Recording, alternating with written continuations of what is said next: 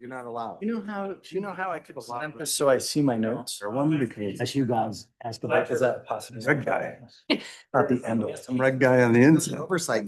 Presenter view, but We already had this, one screen shows this and the other screen. Next time you'll see me. only sharing one spot. 5 o'clock. Oh, Right now, it's Is everybody showing. here? Yeah. Sorry. Thank you. All right, everyone, we're going to call this meeting to order of the Steamboat Springs City Council. Regular meeting number 2026-02, Tuesday, January 13th, 2026. And it is now 5 p.m. So Julie, could we do roll call, please? Stephen Muntean, Here. Gail Gary. Here. John Agosta, Here. Dave Barnes. Michael Pacino, Here. Amy Dixon. Here. And Brian Swintick is absent. Here. Oh, it's online. Oh, Oh, hi, Brian. Okay, let's stand up and do the Pledge of Allegiance, please. There's a flag in the back and there's one up front. I pledge allegiance to the flag of the United States of America and to the republic for which it stands, one nation, under God. indivisible, with liberty and justice for all. I think maybe we should hang a flag from the fan and we could all just go in the center. That'd be better. Why don't you handle that, Counselor Pacino?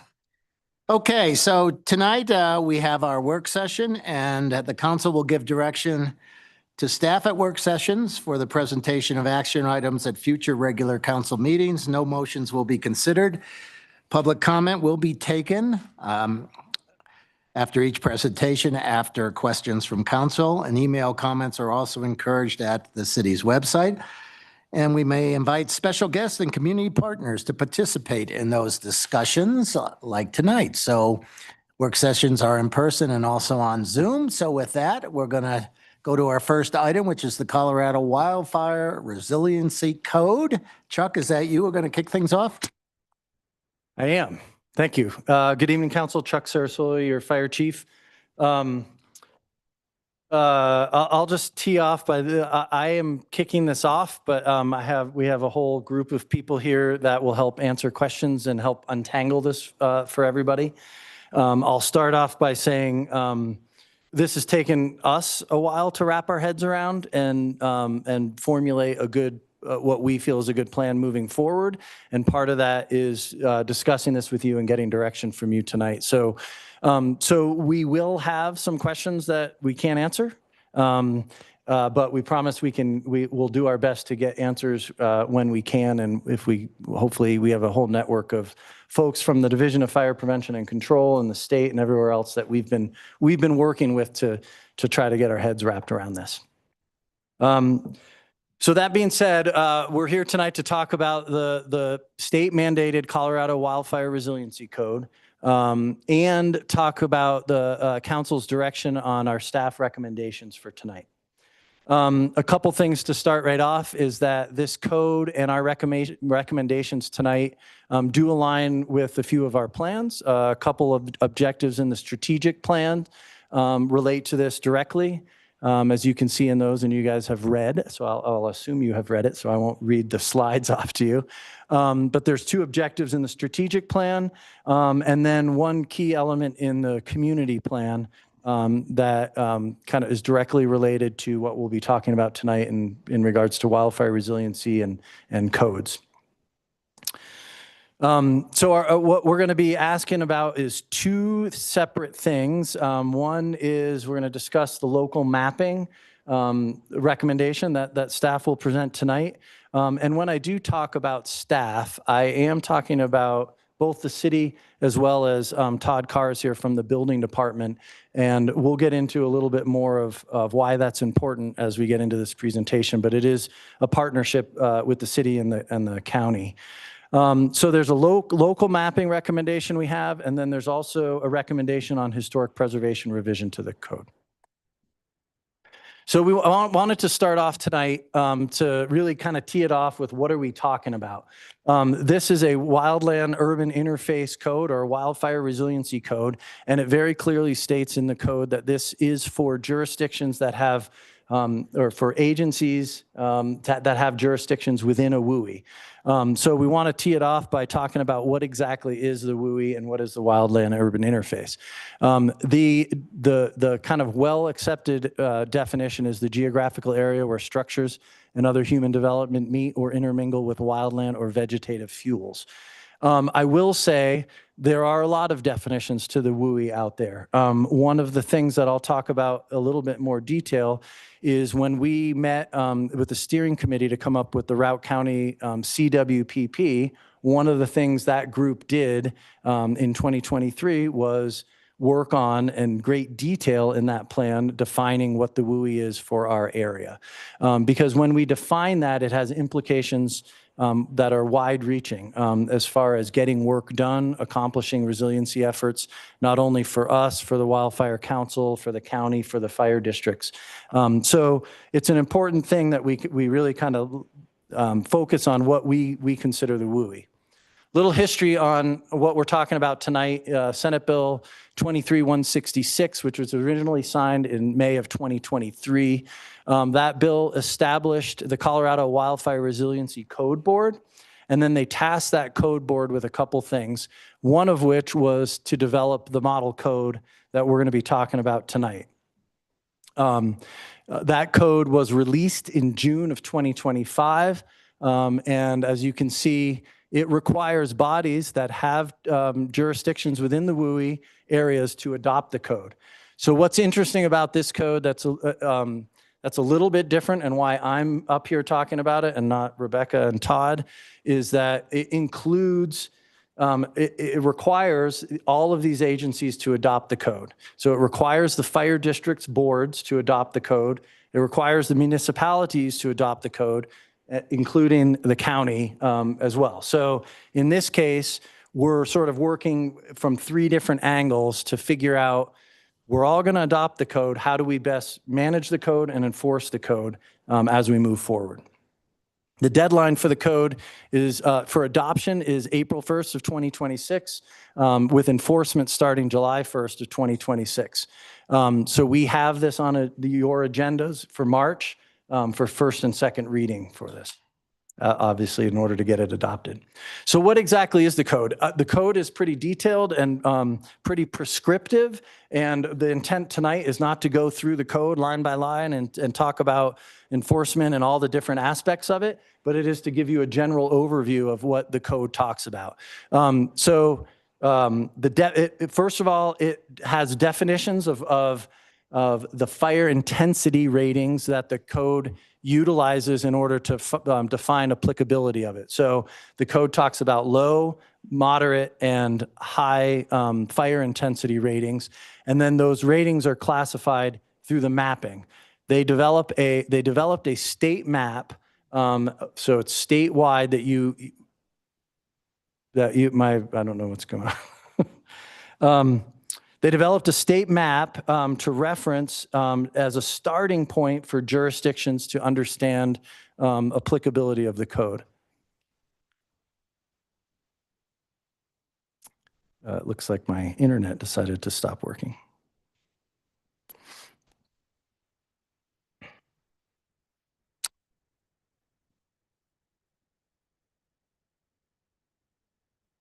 My apologies. I'll try to figure out how to. More time, you're good. Actually, it'd be great if we could just cut my time in half. I don't know if I have to log back in here. For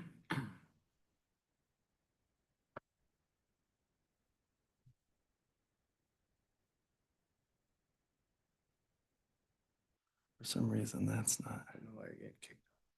It keeps saying my internet is unstable. Right? Apparently, they're worried about the security risk I bring. Understandable. Right? Okay, it's not joining. Take a minute, let me check. Okay. And then try to reshare again. It's a Teams meeting, right? Or Am I joining it's the wrong? Teams. Okay.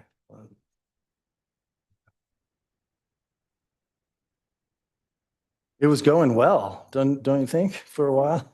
You were on fire. I was really rolling there, It was a good start, Chuck. right? Then this had to happen, blow it all up. Tech was like that at the airport summit today. Oh, gosh. New here. Close out. Start over. Leave. Join. This one or go back to the, That's the right one, yeah. Join, you can join.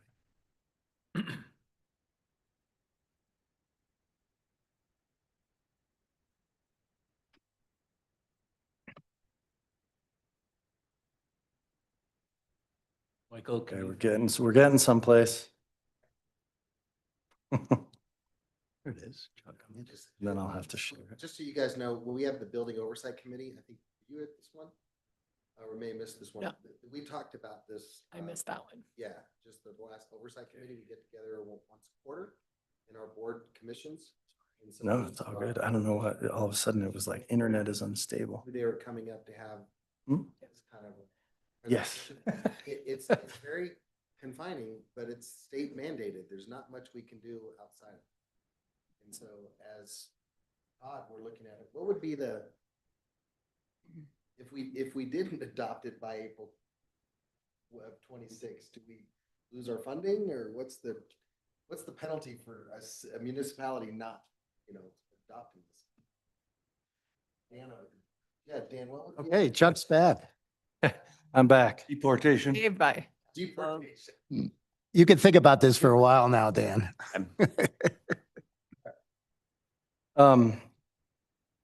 Okay. So deadline for adoption. So we talked about the map. The state created a map. In the same sense, the state also followed that map up with some disclaimers to the map. So when you go and actually visit the map, one of the first things that pops up is a disclaimer about how the map uses different layers to determine the different fire intensity levels, but it recognizes that there's shortcomings to the map.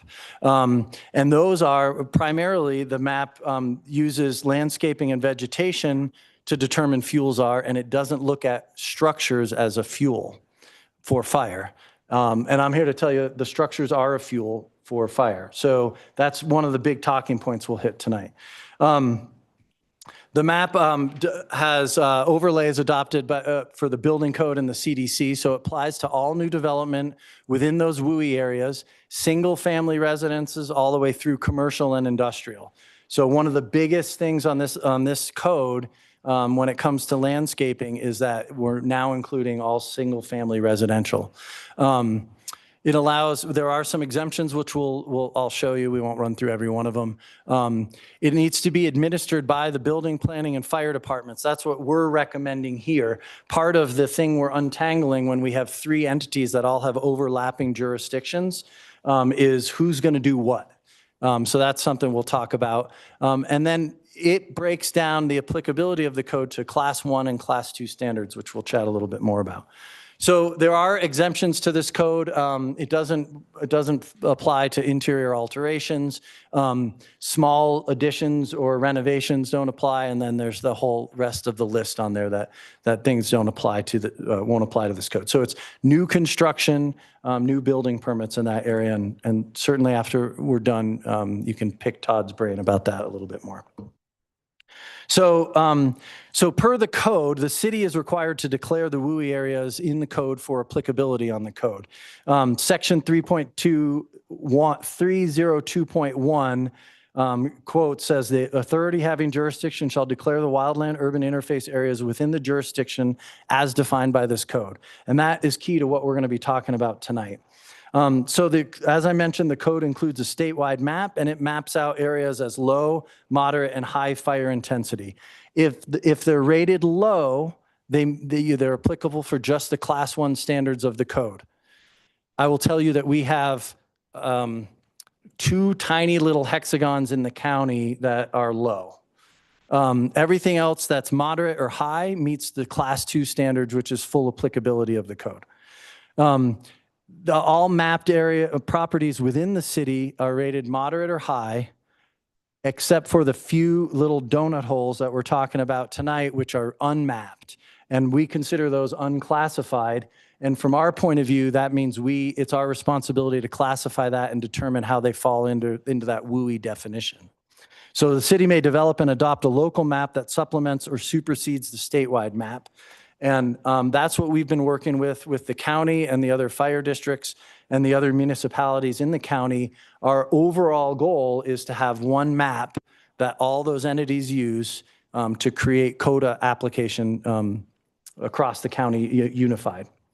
So as I mentioned, there's shortcomings in the map, and they recognize this in two areas: on the map itself and then in the rules that were accompanying the Senate bill. But the modeling they use is through the Colorado State Forest Service, and they have a mapping program that has all sorts of different layers that you can see all sorts of different risk and vulnerability of your community on. Really cool map. But in this case, it primarily focuses on vegetation, topography, weather conditions, and anticipated flame length. So it recognizes that it doesn't look at urban areas when it comes to defining WUI and the applicability of those areas. It does not consider structures as fuel, and it certainly doesn't look into different age of structures or what's around those structures. So it does not consider high potential for ember showers either, which we know, and those are a couple of pictures of classic ember showers around a wildfire, is we know that primarily what starts structures on fire are embers and ember storms. And we know that ember storms can travel 1.5 to 2 miles on average with a wildfire event. Wildfire events are either accompanied with high winds because of a storm front, or they create their own winds, which oftentimes are well above 50 miles per hour and above. So big wildfire events come with high winds. The mapping does not consider difficulty in response. So when you talk about a fairly isolated rural area like Steamboat, it doesn't contemplate the size of the department, our ability to respond to fires, not only the wildfire event, but maybe accompanying structure fire events, and certainly not structure-to-structure conflagrations, which we see in a lot of these major fires that we've seen over the last few years. So I'll just use the example of we have what I consider a great fire department that's staffed really well. Our daily staffing minimum is 10 people. 10 people can not fight a wildland fire, a structure-to-structure conflagration, and evacuate a community all at the same time.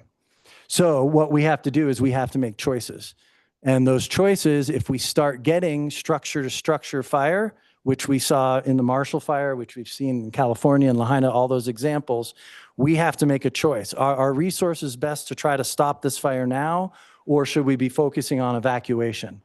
And when life safety is your top priority, evacuation is our top priority. So the mapping does not consider that difficulty from our standpoint. So what happened is it resulted in donut holes in the mapping. And we've seen donut holes. You've seen in the packet, we have 2 donut holes in Steamboat Springs. The Marshall Fire burn area is a donut hole in the mapping. So those are our 2 donut holes that we're primarily talking about tonight. Now, the other thing I'll mention is a shortcoming in the map that they talk about and they describe is, as you can see, they use hexagons down to, I think it's a 30-meter size variance to determine kind of what's moderate and then what is red. So in this case, we have high fire intensity probability on flanking kind of one edge of our downtown area, surrounded by moderate, and then we have that donut hole in our urban area, primarily because of everything I've talked about up to this point. Now, the way it's determined, if you actually zoom in on that and try to figure out, okay, per this map, we would have this property that has half in moderate and half out. And on this street, we might have one property that's high fire danger and one property that's in the donut hole. And so they recognize that it's our responsibility to go in there and figure out how we're going to classify this area. So we are recommending tonight that we adopt a local map So we take that state map and we adopt the local map utilizing a couple of different areas to determine what the WUI rating is and what the fire intensity rating is for those donut holes for the city of Steamboat Springs. So one thing we do is we look at that same Colorado State Forest Service mapping that they have, and we click on a bunch of different layers because they have different layers that will describe the burnability rating of structures, buildings that are within the WUI, fuel loads. So once we start clicking on all those different layers and combining additional layers, we see that those donut holes start becoming a lot smaller. And so that's us using common sense and saying, okay, the donut holes that they have here didn't take into account a lot of things. When we start piling that on, those donut holes start becoming smaller, and they're surrounded more and more by high-risk categories on those maps. The other thing we looked at, as I mentioned earlier, is a local steering committee of fire professionals, Forest Service professionals for the CWPP got together with the county Office of Emergency Management, and we worked very hard on a wildfire protection plan for Routt County. That goes into great detail on defining and coming up with a WUI map for the county. It focuses on 4 areas, which we have in a slide a little bit later, but that map provides us a lot of information and a lot of data analysis of why the entire city of Steamboat Springs is considered a WUI in that mapping. And then last of all, when you classify the unmapped donut holes, what we want to do is call them moderate fire intensity. The base effect of this is that it would make them class 2 applicability for the code. So all of Steamboat Springs would be class 2. We'd handle the code the same for every property within the city. And that's the recommendation we'll be putting forth to the county and all the fire districts and the other municipalities in the county to all have that same map. There are very few areas that are considered low. In fact, when you look at them, you kind of get confused as to why they're even there. But there are a few other donut holes throughout the county, but these by far are kind of the most significant. So the result would be that all properties in the city are classified as moderate or high, which would mean that they're class 2 in the code. So our reasoning here is the unclassified areas are recognized as shortcomings in the map. They are definitely prone to wildfire risk due to ember showers. Those areas have large old growth trees, large canopy covers. My internet connection's unstable again. And then structured density. And so when we actually look at the definitions in the wildfire code, the 2025 wildfire code, they actually meet those definitions of moderate and high fire intensity per that code. Looks like it's going to kick me out again. The other big point is what I talked about earlier is it would create response difficulties. We feel that the areas that are in the donut holes would pose incredible response difficulties in our ability to try to fight fires that would start in those areas. Second of all, we think it would best serve and protect our community. It would cover all of our community to one standard and one code. It would be consistent across the community, and it would be consistent with with the county and the fire districts and the other municipalities in the.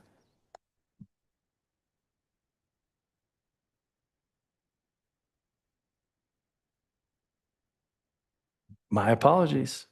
I'll try to log out and log back on again, but in the meantime, I'll keep talking. Oh, great. 13. I'm on. Reasoning. That one, yes. So this is the CWPP map that I spoke about. And as you can see, all of the city of Steamboat Springs is considered WUI per that mapping. As I said, it goes into great detail in defining how the CWP process took place and defined those areas, but it focused on 4 prioritized categories: life safety, critical infrastructure, economic drivers, and property. And so per that map, the entire city of Steamboat Springs is in the WUI. So I'm assuming someone else is driving my Just say ding. presentation. Ding. So the other recommendation that we have on this one is there is in the current code, there's an exemption for historically designated properties. There is some subtleties to that. If you have more detailed questions, you can ask Rebecca or Todd. But it basically says if it's historically designated, you're exempt from the code. We want to add back in that those properties would still be required to meet the Class 2 standards for roofing and ventilation in the roofing, ventilation screening. We know that one of the biggest areas that wildfires start on structures is through the roof with those ember showers. And the best way to protect our historical structures is by having that roofing meet the standard of the code. So the result on that one would be the historical structures would not be exempt and they'd meet Class 2 standards. Some of the reasoning behind that is there are historically appropriate roofing materials available, and that's actually a picture of a composite roofing with ember showers and materials. So if you had a pile of leaves on your roof, which is pretty common in our area, ember starts it on fire. That's an example of how that roof would survive that as opposed to burning. It would significantly reduce the vulnerability to those ember showers, and it would be in keeping with the updated local historic design guidelines and Secretary of the Interior standards. I get that right? So what would our plan be with thumbs up from council? We know that we would have a pretty robust outreach and education program. Todd is already dialed in with outreach through his department, through the oversight committee, through the group of professionals that he works with directly. We also have Josh from the Wildfire Mitigation Council here tonight, who obviously is partnering with us on this and has agreed to partner on a robust outreach and education program to our community. The other thing that we need to kind of wrap up and dial in is making sure that we have all jurisdictions agreeing on the one code, that one code standard. And then we would all be applying the same code and adopting the same code in all those jurisdictions. And we would all those jurisdictions would be adopting it by March. Well, you would be having your readings on March 1st and March 17th. And then enforcement of the code would take place July 1st. So our last question, what do you think? And we're all available for questions. I can anticipate some of your questions and we'll kind of tag team those. Okay, well, thank you, Chuck. And Yeah. before we answer your question, let's see who's got questions from council for Chuck or anyone else. Who would like to go? Go ahead, Councilor Barnes. I guess I'll start. Hold on. No, go ahead. You go next. How does the permitting process now work? You're coming for a new home, you're gonna be applying for a permit through the fire department as well as the building? It'll be similar to the process we have now, whether it's in the city of Steamboat Springs, you submit a permit. We already have an agreement with the county and the building department. So those permits already go through planning if applicable, if they're commercial. And in this case, they look at landscaping permits. We were proposing that the fire department is now going to look at the landscaping for new building permits on single family and multifamily up to the commercial. The planning department will continue to look at commercial plans coming through. And then Todd's department at the building department will continue to look at the building code applicability for this code. Got it, but the plans would go to the building department and they would forward them to the fire department, or it would be? We're all tapped into Tapped into CityView, and City. so we all utilize the same platform. And then, I just had a sort of a concern on the 20% and 25% rule. So if somebody has a fire at their house or an accident at the house and has to re-side, and insurance company won't pay for re-siding the whole structure, and they just want to repair that, how do you guys deal with a hardship like that for somebody that might not have the means to re-side their whole house? Well, the code doesn't contemplate that scenario, and so I'm imagining we still have to apply the code. But that part of the code we don't have a choice on. So if they have to replace over 25% of their house siding on their house, they have to replace the whole thing and meet the code. Okay, Counselor Gosa. I'd love to give you another answer for that, but. Yeah, so follow up with the email we had started to exchange. So first of all, I'm cool with the class 2 classification of the entire city. I think that it's a good move. What I grapple with is insurance companies and the fact of we go from a low for these 2 donut holes, which is a lot of real estate and homes, to a moderate, and I don't know what the insurance companies will do with that information, where they'll classify that and say, okay, this is high fire danger, and we know challenges that we already have with insurancing. So any additional comments on that? I think the big thing on that one is you and us both don't know what insurance companies will do, right? We've been from the fire department side of things, from the mitigation side of things, insurance has been a big topic for years.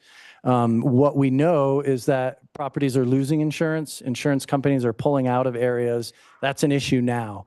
My understanding is they use their own risk calculations and their own risk platforms. And there are plenty out there, as I alluded to, for insurance companies to use. We've contacted local insurance agents and tried to get more information about how insurance companies rate and therefore come up with costs for insurance. And quite honestly, they don't know.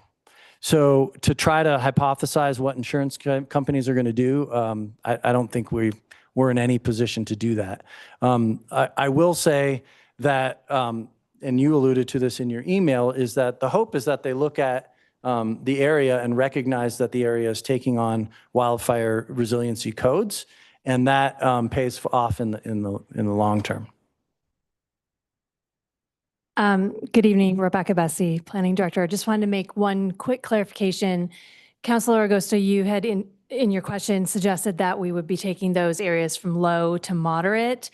And I just want to clarify, they are not rated low now. The state map, they're essentially unmapped. So I know that's kind of nuanced, but I think it's an important nuance to remind everyone of. So to follow up on that, can we just say all of Steamboat is class 2, and do we have to put this map over it that actually gives the insurance company some ammunition, against insuring a home? I mean, so what is the reason for putting the map versus just saying, let's make everything class 2?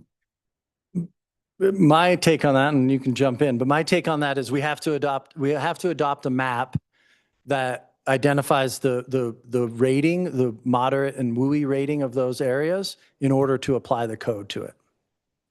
And without that adoption, then I think we're on shaky ground. Okay, thank you. Okay, other questions? There's another follow-up. Todd Carr, Route County Building Official. Just to address that question a little further, I think it would take some legal work to review Chapter 3. That's where they apply the map, which then directs you to the zones, right, that we've talked about between Class 1 and Class 2. So it would be discussions with the state, DFPC, who we report to for this code, and see what their reply might be. I don't know that would be impossible, what you're saying to do, to basically script the code to basically, we've adopted a lot of Class 1 regulations for the past 2 years without a map. Does that make sense across the county? So it's a possibility. I can't say for sure. It would take support from local legal and then DFPC as well. Probably their petition committee is what's made up of, right? Thank you. Thank you. Question for anyone about historic preservation or the historic aspect of this. When you're talking about, and I know that your recommendation was to implement no variances at all. And I'm a little, the reason is this, confused. New build versus a historic preservation is an old build, but anything greater than 25%, they have to follow this code regardless? Is that how I'm reading this, historic remodel? So the code allows for the municipality to grant variances, minimum relief variances to historically designated structures. So we're not proposing to change sort of the ability to grant variances for historic structures, with the exception of roofing materials and ventilation. So if you have a historic structure and they are proposing to replace the roof, to re-roof it, they would have to use materials that meet the Class 2 requirements. We are proposing that we would eliminate the ability to grant variances for roofing and ventilation. Okay. That makes sense. We want to keep them around, right? Yeah. I had a question about the revisions that are happening on the landscaping code. I mean, does this basically supersede that, or how are those two things gonna work together? Great question. Thanks for asking that. So we've had this state code since June. So the landscaping code that will impact commercial, industrial, multiple family development. We have taken the standards of the state code and wrapped those into our CDC to the best of our ability, just so that there's like one place where all of the landscaping standards come together and we could ensure that they don't conflict with each other. So we have it drafted that way. We intend then also to just adopt the state code as required. That will cover single-family developments. We may follow up with some additional CDC requirements, but we'll sort of have a two-layered approach. We'll have the CDC that we think has everything rolled into it as needed. We'll have the standalone adoption of the state code. And then we have some language in the proposed CDC that would say that if there's any conflict, that the state code will supersede. Okay, thank you. Anyone else? I would love to follow up more with John's question about the property insurance, because I also have concerns about that. So, I love reading legislation and CCR, so I did. You're the expert, though. So I'm not, when I was looking at it, was not clear to me that we were being directed by legislation or CCR to come up with, to classify the areas in these donut holes. I feel like what I thought I understood was we had to incorporate what this board identified in their map. Are they telling us we must also now classify these donut holes within the city? I don't believe that the code specifically says we must. Yeah. In my discussions with DFPC, with some of the other fire districts, some of the other counties, we all kind of we interpret that to mean these were areas that they recognize as sort of mapped inappropriately. But I would agree with you. I don't believe in the code it says you must do something with these areas. Yeah. And please know my questioning, I support this 100% in the code. I understand. I am like right there with you. I'm trying to understand, could we apply the code to these donut holes without having the moderate risk classification, without potentially putting more risk to our homeowners for the insurance? And I understand it's hard for you to. And, we certainly can follow up on that. We certainly can reach out to the DFPC, get an idea of reach out to the code board if we can get in touch with them. The struggle right now is that they have everyone in the state doing what we're doing. And so they have a lot of things going on. We certainly can try to reach out and find the answer to that. I'll just say, I believe that by not classifying it, we're actually hurting homeowners more. Say more.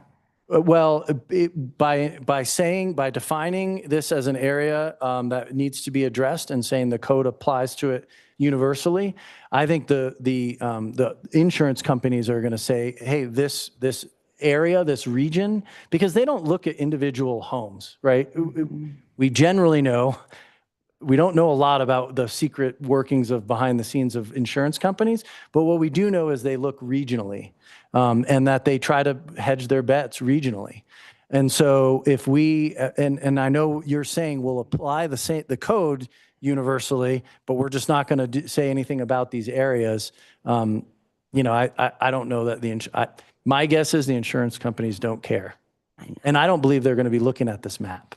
Okay. But I know. You gave the insurance companies a lot of credit there in that And, statement. and I don't know, I can talk to you about we can insurance. follow up, on if that's a possibility and report back if that's the direction to go. Yeah. But one thing that we don't know and none of us will be able to give you a good answer on is what insurance companies are going to do. I know. And we've tried, believe me. Yeah. We're trying to figure that one out. We're trying to crack that nut. Thank you. Yeah. One more question just on code enforcement and what that looks like. Would that be done by the building department or by a code enforcement officer? So our discussions right now is a combination of partnerships. So the building department is going to do chapter 4 of this code, which is the envelope of the building and the structure, right? So they'll be reviewing all structures for that as they do today. Within the city of Steamboat Springs, the fire department is going to review the landscape code for residential, as I said, up to commercial. The planning department will do that. And then the fire department is planning on taking on site inspections of residential, multifamily, and townhome. So there is no doubt that this is a lift and a burden on all 3 of our organizations to implement this code.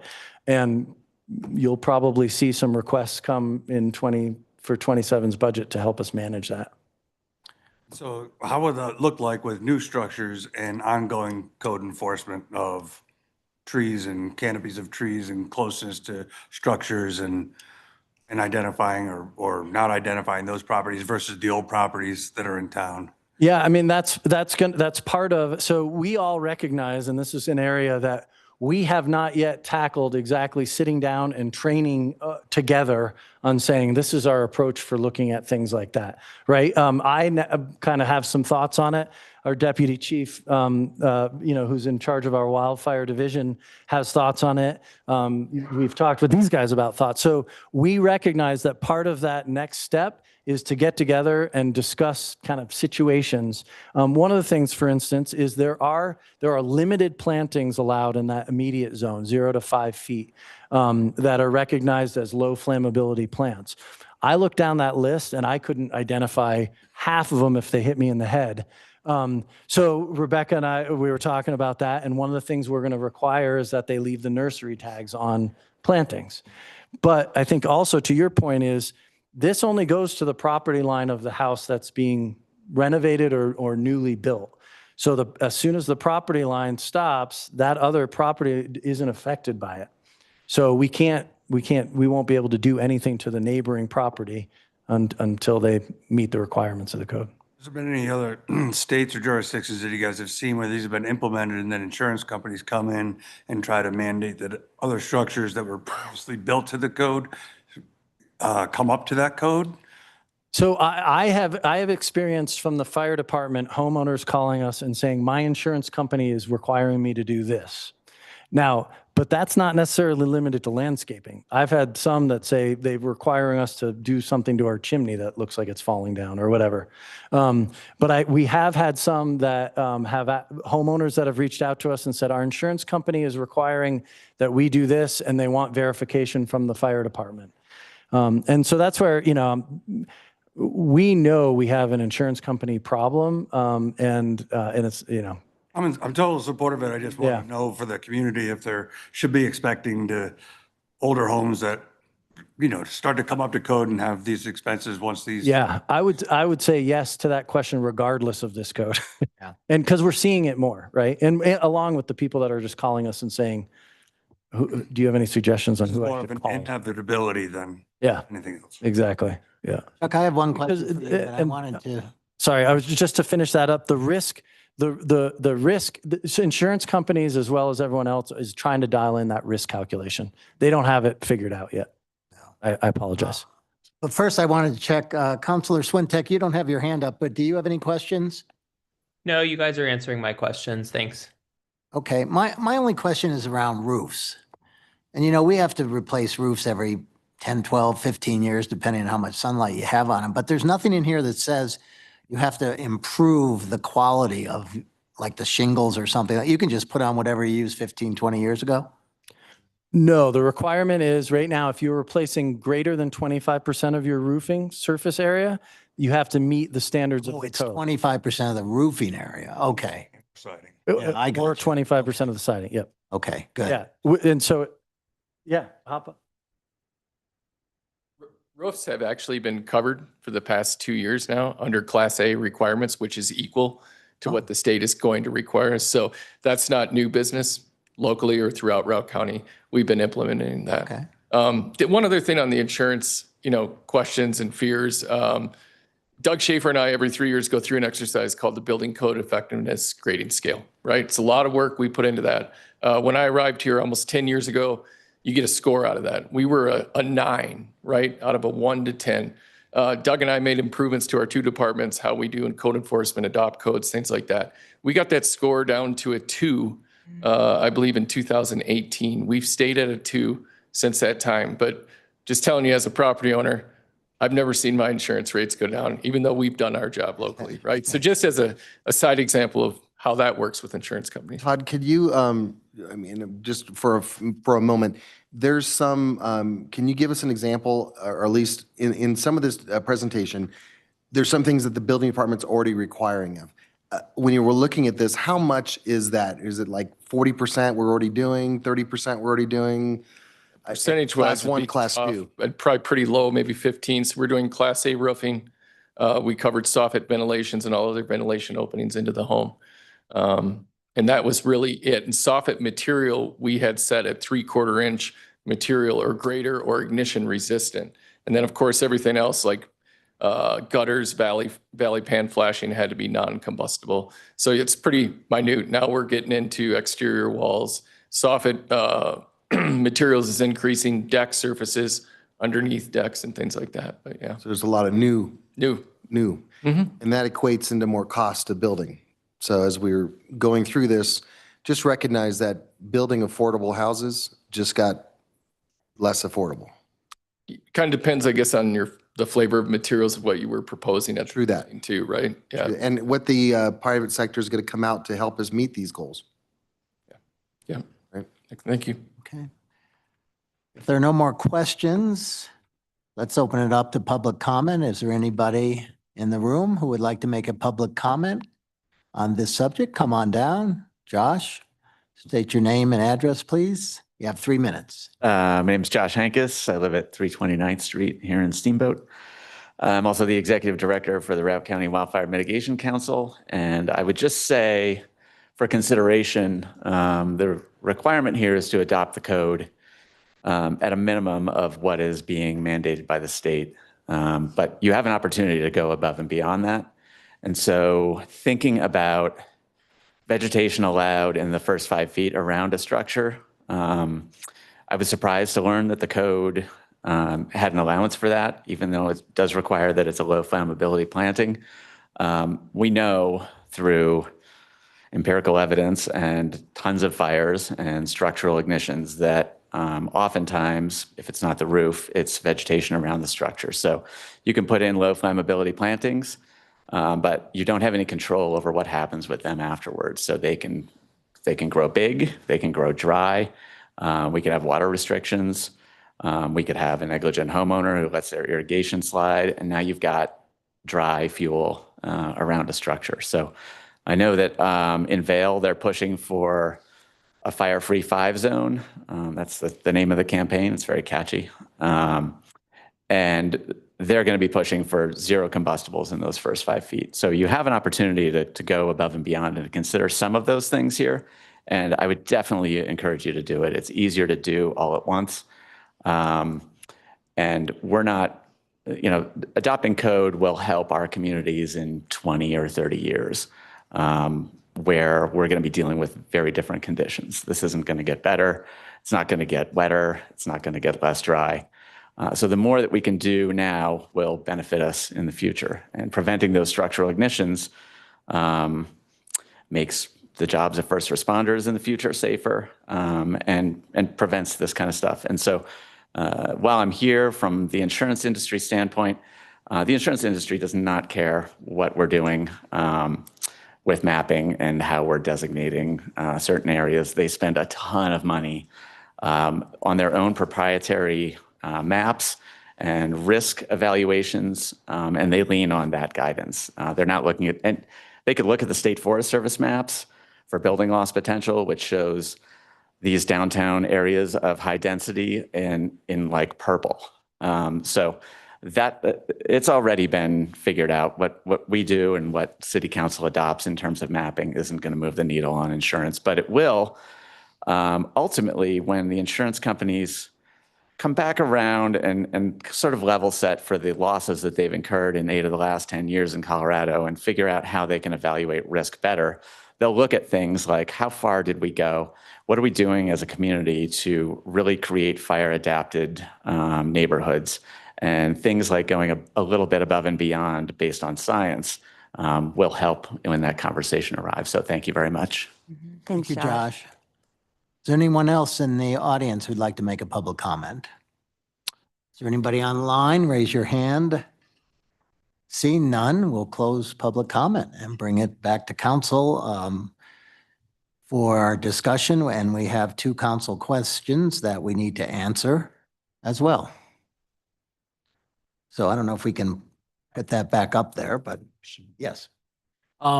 So to follow up with Josh, recommend, was asking for in terms of, additional, code protection. I guess I look to Rebecca and to Chuck for those recommendations. So, I'm looking at you guys as experts and to come forth to council if you have additional, code changes. And so, I don't know if you. I would support that. Yeah, and I think that it's going to be interesting to see because it's a work session right now. And I think what I'd be also concerned on is that as we're getting this the first time through the filter, it's really our public outreach, right? Because Josh makes a great recommendation. I don't really know how that affects, those that are building the houses. And we need to get, that's really where your outreach for the building community and everyone else to sit there and say, what is this that we're going to adopt? We have to. You need to know about it first. Second thing is we can do some other things. Would that change your thing as well? Like would your recommendation, would they say, oh no, that would be terrible? Or they would say, no, that's fine. We're doing that anyway. Right. So hearing that during this public outreach is going to be very valuable for me. I know right now I'm not ready to, make a decision one way or the other as far as those other recommendations because we have to accept it. But hearing how we implement this in a community outreach, in a community engagement process is going to be paramount over the next few months. Because then we're going to have the information that they're okay with it and they understand it and there's nothing we can do about it. And I think that's the main thing is that when we come up to changing a code, this isn't on us. It's because it's state mandated. We just need to educate everybody to say, because of this, these are what's going to happen. So I think that's really where the lift comes in over the next few months. Good point. Okay, do we want to go to the questions or do we have other? Okay, so there's 2 questions up there. Does council support staff's recommendations around local mapping and historic preservation revision? So let's talk about the local mapping. I think the recommendation is 1. Pardon me? I mean, it's. No objection. No, I would love, thank you, Josh, for talking more about the insurance. I just want to feel confident that we're not negatively impacting our residents. I do support having, filling those donut holes. It makes sense. And regardless if we do that, I would also support having a community-wide code. Maybe when we come back in March, maybe just if you have any other info or Dan, if you can pull anything up to make sure that we're not negatively impacting the community and homeowners by classifying this as a moderate risk. But what choice do we have? Well, we don't have to classify it and we can, it's not required, which we should probably You're confirm. talking about the donut space? Correct. Gotcha. Yeah. All right. But I mean, I would like to do that. I would. Even if we don't, we still have to apply the code. But I just want to feel confident that we know if there's any implications to that. What do you think? I think it's unlikely I will be able to give you an answer about insurance rates, for example. There was a question earlier about we're required to do this. What happens if we don't? There is a state level board, which is kind of a technical board composed of stakeholders. That board is required to report to a committee of legislators. And one of the things in the report is, are there any governing bodies that are not in compliance? So essentially right now, we end up on a naughty list with the legislature. I don't know what consequences that have for the future, but there are no like immediate financial penalties or anything like that that would apply if we didn't follow this directive. Okay.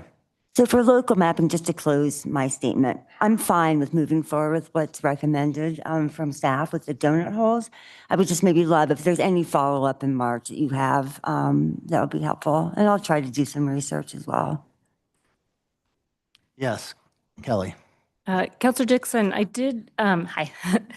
I did see that the DORA, the Department of Regulatory Affairs, has statements regarding how the code is not play into insurance rates. So take that for what that's worth. But in the meantime, staff will make sure we keep an ear to the ground to see if we're hearing otherwise. Yeah, and I don't expect a full report. Okay. What about the historic preservation revision? Are we good with that? Yeah. Everyone? Okay. Brian. Do you need anything else from us, Chuck? Nope, that's what we needed. Thank you very much for your time. And hold on one second. Brian, do you have your hand up? Counselor Swintek? No, I did a thumbs up. Oh, okay. All right. Thank you, Chuck. Thank you. Thank you. All right, thank you. Okay, we will move on to our second work session topic, which is the STR Tax Fund Purchase of Deed Restriction Program.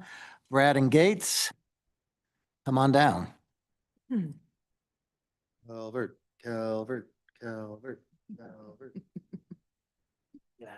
I hope I have better internet than Chuck. Right, exactly. On the same computer. Goody.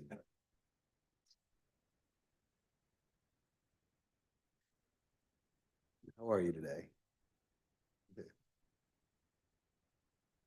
You clearly can tell I'm a little skeptical of insurance companies. I don't know where that comes No way. Do you know something we don't know? What filter do you look through? It goes off at 6 o'clock. Comparable. Right. Did you know that? Insurance. What they do, they have a whole formula that they've already like. Budget and for heating. Barely. All right. Okay.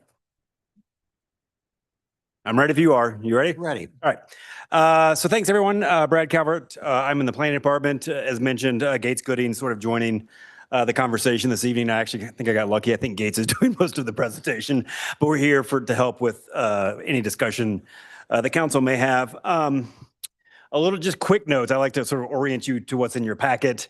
We're going to cover slides that are kind of high level overviews.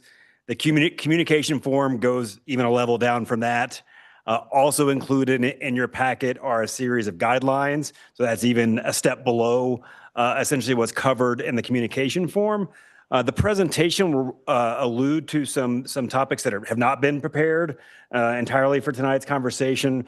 The deed restrictions that would be associated with the two versions of the program that we're talking about, as well as sort of the administrative procedures side of things. So just know you'll hear that, but don't go looking for them in your packet. It's one of those things where it didn't make a whole lot of sense to chase those all the way to the logical end if you all weren't supportive of going forward any further. And it came up in the last conversation. Obviously, this is a work session.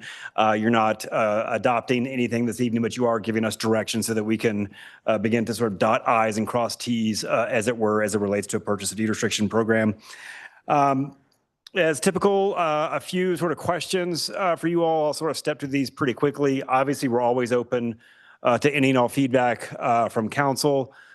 Gates will share with you in the presentation kind of this three-part structure with really kind of a division of labor between council and staff in particular. So we certainly want to hear your feedback on that. We are anticipating that the affordable housing guidelines that are very draft in your materials tonight are something that would be adopted by council. So just be thinking about what guidance you might give those in terms of sort of sending a signal to us as to what you're looking for when that approval conversation comes forward. Should we get there? You'll hear, we'll probably say it more than you want to hear it. We are talking about a pilot program. So just be very clear. We're talking about a pilot program. We're going to learn and we will essentially bring this new offering to market and we will figure out how the market responds to it. But obviously we have an appropriation that needs to be associated with that. So again, that's not in front of you tonight, but we are generally trying to give you an order of magnitude on that. We are also proposing essentially an administration model here. Again, not getting into a lot of details, but obviously looking for your feedback on that. And then just like with the previous item, we've got a few next steps very specifically for council. So we want to just sort of sense if those feel right. And then I know there were a few questions from counselors that came in ahead of time. I believe those have been provided to you via Rainbow. So we can talk about all of those, obviously. So this program is alluded to or accounted for in the housing strategy adopted by council back in 2024. I'll just read sort of how the housing strategy describes it. Essentially, it's an action to provide a financial incentive to encourage individual homeowners and home buyers to deed restrict their home for local workers. It very clearly sort of lays out this type of approach. It sort of alludes to that, like we're probably in the 2026, 2027 timeframe for that type of new program. So we are on track for that. If we essentially get something that feels like the beginnings of a green light tonight, we will move as fast as we can to essentially get to program launch. We may be able to do it as early as next quarter. So again, consistently aligned with the strategy document adopted by council. And I mentioned this before, communication forms got even more detail than your presentation. So I'll talk about this a little bit, just kind of maybe some why and some what before turning it over to Gates to sort of drill into the details. You've probably seen this chart before. It's from a CAS report from like 2023. I know the city referenced it in the housing strategy. It essentially paints a picture that we are behind our peer communities as we think about the share of our housing portfolio that has some level of restriction on it. We are in that sort of 8% of full-time occupied units in our community have some level of restriction versus our peer communities that may be as high as 70%, many in the sort of 40 to 50% range. So that sort of speaks to us being behind the curve.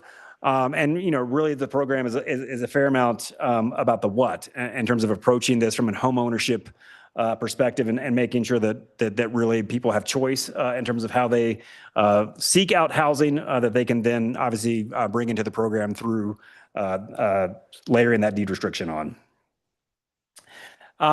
So just a little bit about sort of high level goals. You know, we sort of view this, and this is why you've given us direction previously to move forward, is that it complements other initiatives either being pursued by the city or the housing authority. This is not sort of a silver bullet. It is one component of a larger set of strategies.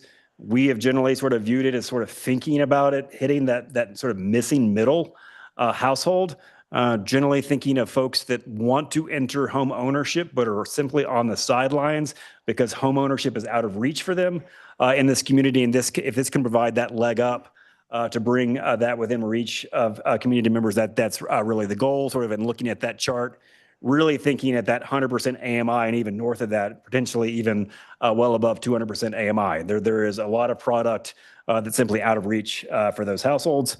And this is one of those things where you are seeing a lot of information tonight. You will likely see a lot of information in the future. Again, should we sort of come back for more conversations. that tends to belie like the goal here to make this as simple and as transparent as possible. The idea here is like structure is your friend and your enemy at the same time. We try to make it very clear what this program does, what it tries to accomplish, essentially kind of what the math looks like, that sort of thing. It has to work for a variety of actors or participants. It's got to feel like it meets city goals. It has to work for a buyer. It has to work for the lending community. It has to be relatively well understood by the real estate community, those that are administering the program. So I know there's a lot of actors that have to be able to see pretty clearly into the details of the program. So apologies, you see lots of volume as it relates to information, but again, our goal is to make this as simple and transparent as possible. So I'll turn it over to Gates, and again, we'll both be here to handle the conversation that is forthcoming. Evening, Gates Gooding. So this is the structure of the deed restriction program that Brad is alluding to.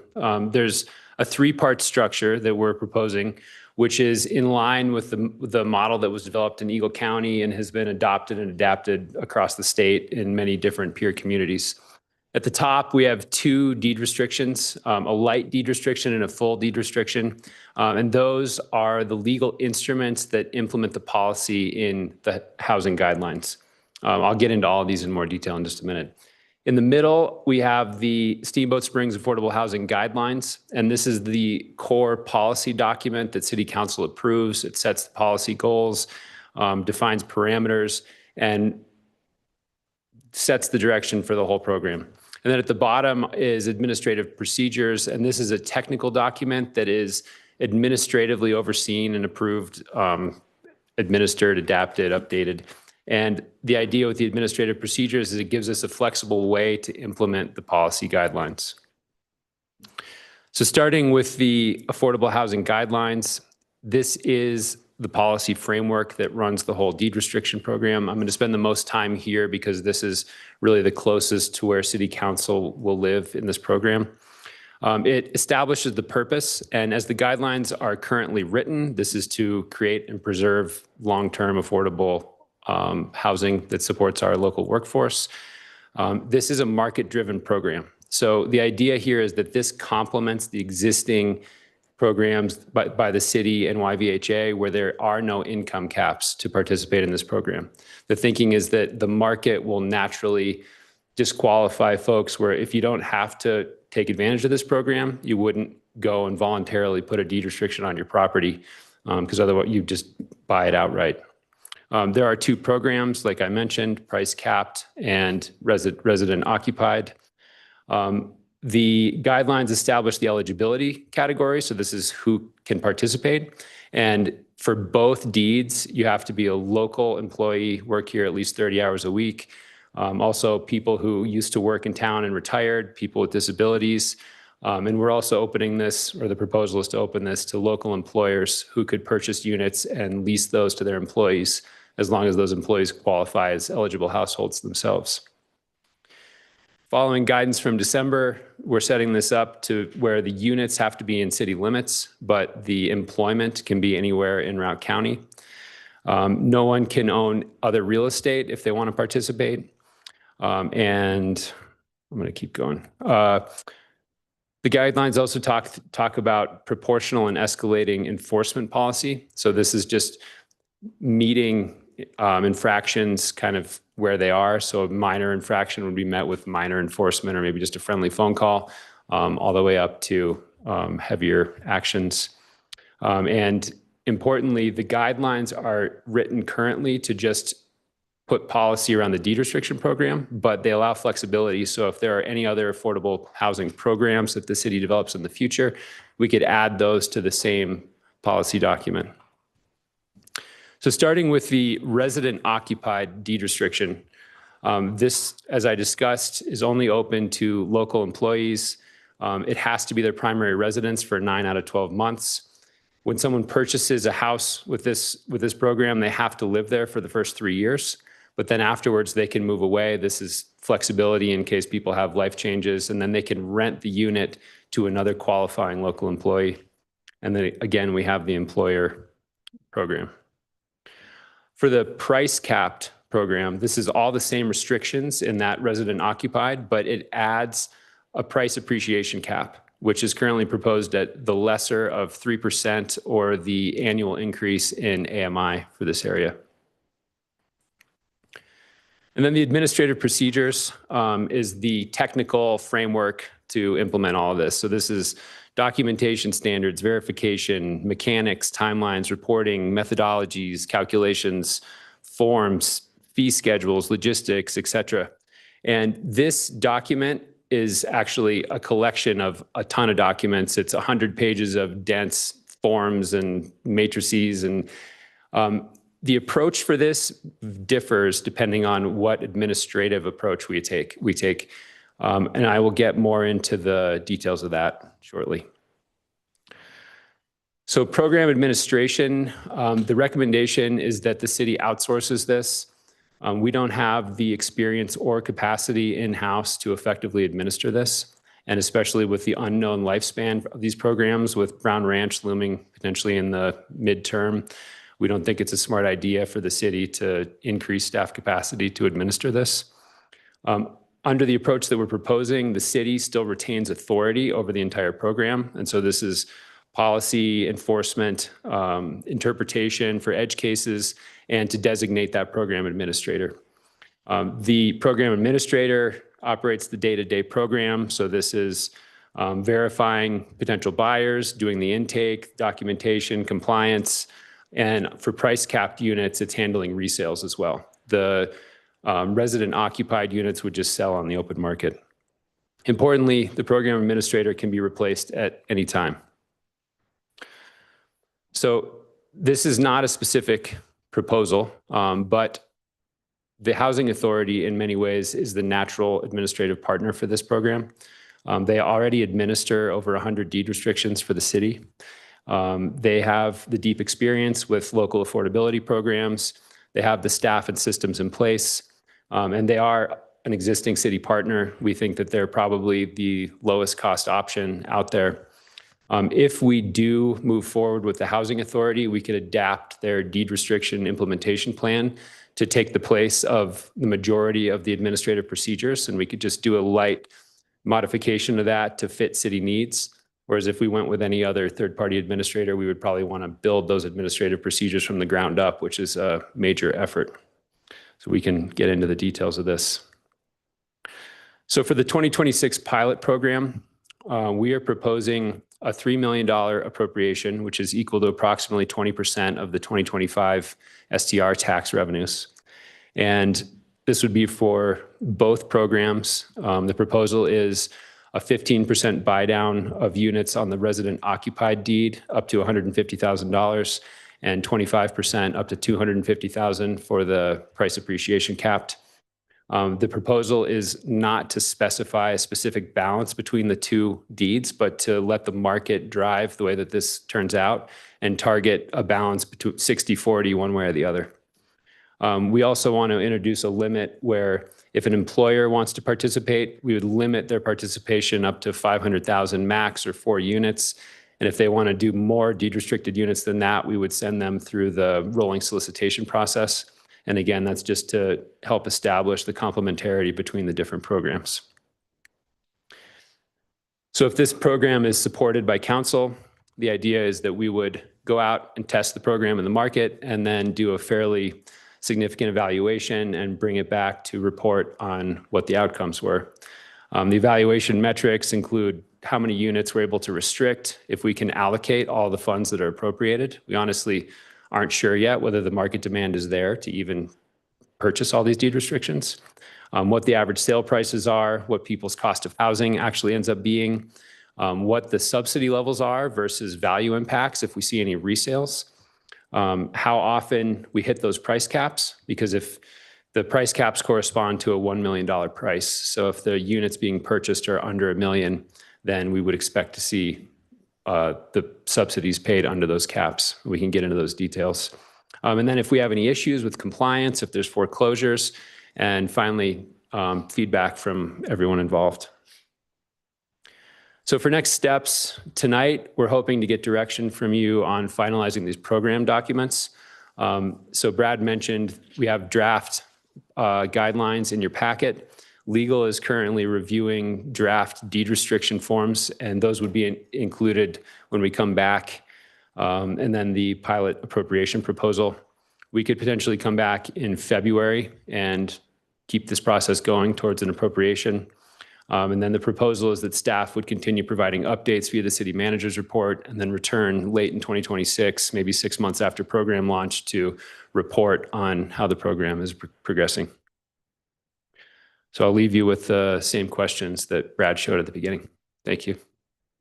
Okay. Thanks, Gates. Thank you, Gates. Questions for Gates and Brad? Councilor Acosta? Can I start with my question? Because mine are super high level. Go for it. Not, I was going back and forth between the summary sheet and the PowerPoint. Can you provide an example for each category? Because I started getting confused because the summary sheet said we paid the homeowner. But so will you give me like an example for each one, what that would look like? So the way this works is if someone is interested in participating, they go and identify a property on the open market, any property that they want. And this is assuming that they're entering, but it's different for properties that have existing restrictions. But so you go, you find a property you want, you make an offer, and then come and express interest in participating in the deed restriction program. If, let's just say for the sake of this conversation, that the home is $1 million and you want to do the resident occupied deed restriction, the city or our administrative partner would verify your eligibility and then wire $150,000 to the title company. And so that would be a credit toward closing. And you would record the deed restriction against the property and go on your merry way. When you want to resell that property, you can only resell it to an eligible household, which again is a locally employed family. So that's fairly simple. If you identify a property that's $2 million and you want to buy that, then you're above our cap. So it's 15% up to 150,000. So if you go above $1 million, then you can still get 150,000, but no more. So it would be a 7.5% subsidy on a $2 million home. For the price appreciation capped program, for that same $1 million home, it's similar. We would vet the eligibility of the buyer and then transfer up to $250,000 to the title company. And if the home was $1 million, your value after closing would be $750,000 for the purposes of price appreciation. And then from that basis of $750,000, it could appreciate at 3% a year, or AMI, whatever's less. And then there are provisions to allow permitted improvements under that program so that people can improve their houses. And when you go to resell a price capped unit, again, it's through the administrator because it would be a subsidized sale. You wouldn't be subject to the full 6% real estate commission. So it's a little different. Thank you. That was really helpful. In the first scenario, there's no price cap on what you can sell it for. Yeah, all we're doing is limiting your buyer pool. And I'll just add, it's funny, I was having a conversation with someone at 4:00, so it didn't make it into the questions that we responded to. There was a question that sort of talk a little bit about the Eagle experience because they've done this the most. And our consultant that is working on the inclusionary zoning linkage fee has looked at their program, sort of evaluate how it has worked. And they noted to me in an earlier conversation today that essentially the subsidy has survived multiple transactions. And what I mean by that is they assumed a 15% difference between that resident occupied unit and a market unit, and that has held over the life of multiple transactions for units. So even though it very much feels like a rule of thumb, like practice has essentially reinforced that rule of thumb is reasonable and is a good starting point. And under lending rules, are they allowed to use that buy down for down payment? I think they can use it for down payment, yeah. Yeah, I mean, I have generally described this as like almost like a jumbo down payment assistance program, and it is bringing $150,000 to closing that wouldn't otherwise be there. So I mean, it feels like a down payment to me. So what we're trying to do with this process, if I can, in my pea brain, figure it out, is to create a way for our locals to be able to buy some of these expensive properties by assisting them with a major buy down. You just said it, buy down assistance of $150,000. And then that person buying the market rate product now is deed restricted. But in this example of when someone goes to turn around and sell it, the resident occupied one,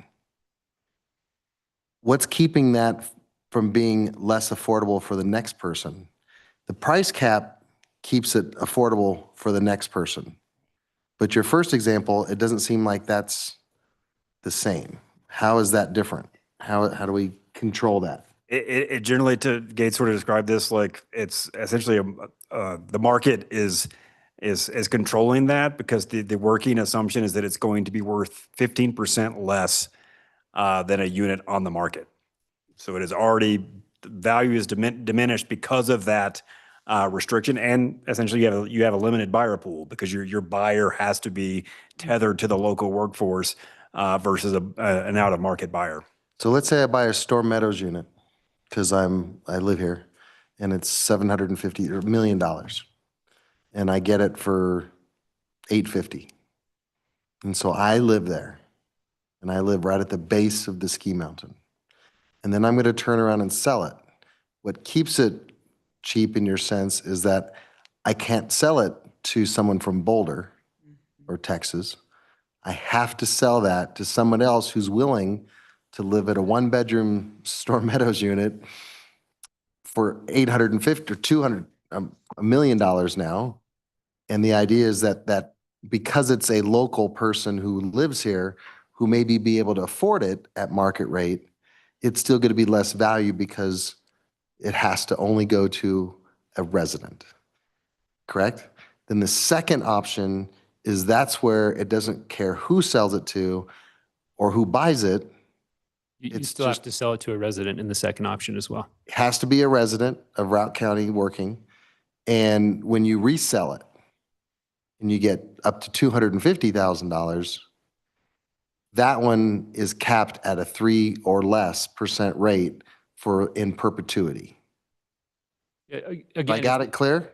On the first one, it's a market-driven philosophy. And so if you're only selling to local employees, then by definition, the price has to be affordable to the local employee market. And like Brad was saying, in Eagle's experience, these things do trade at around 15 to 20% discount to market. And there's no AMI on any of these two examples. It's just hoping that through our study and experience of a pilot program, we'll see how the missing middle can benefit from this. It's an exercise. Yeah, the working assumption is you wouldn't encumber your asset unnecessarily, right? You would, if you could operate in the free market and buy, let's call it a resort property at whatever that figure is, that's what you would choose to do. It's a very interesting concept. And this is really for people who don't have $150,000 up to $250,000 laying around.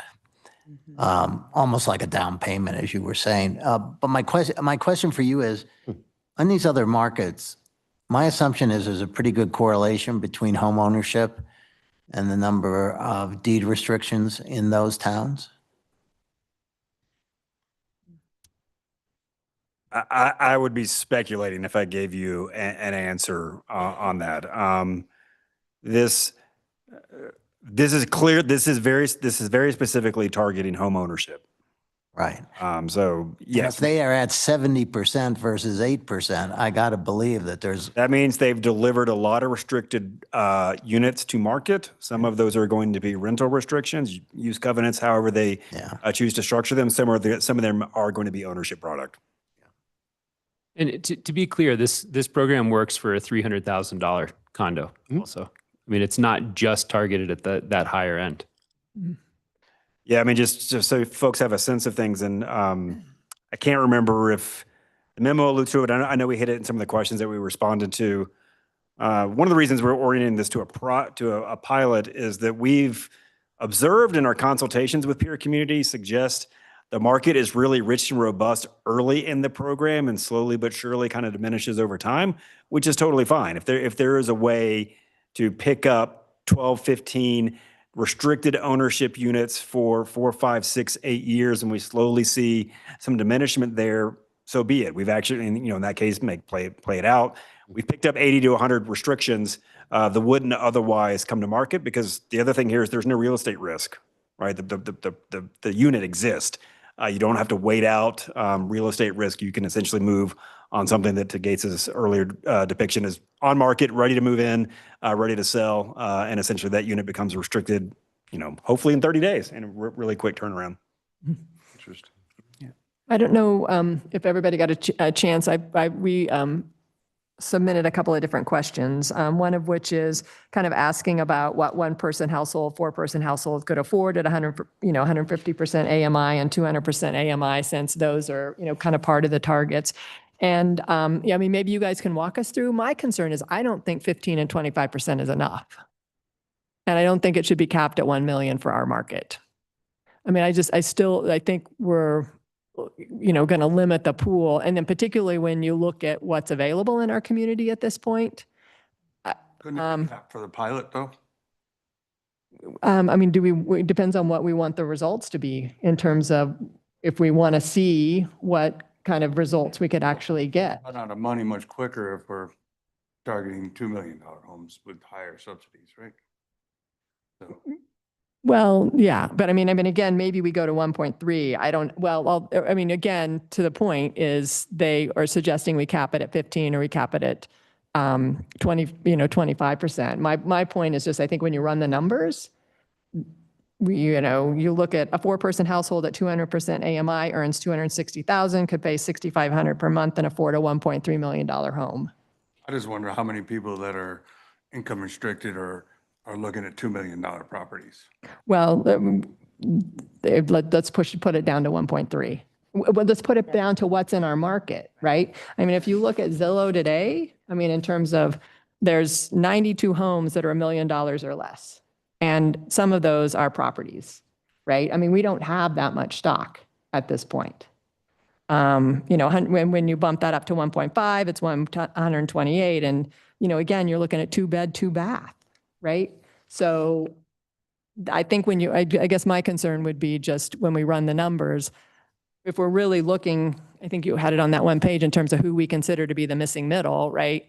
You've got kind of two categories that are the highest. Let's make sure that we are, making it broadly available and actually putting something on market that's going to help people. And again, right, if we want to limit it from the percentage of, maybe you go to 30% or, something like that. Because even if you do the buy down on, it's a down payment, you've still got to be able to afford the monthly rate, right? The monthly payments. So I think we're at a different place than probably, I don't know, when did Eagle put this in place? 4 or 5 years ago?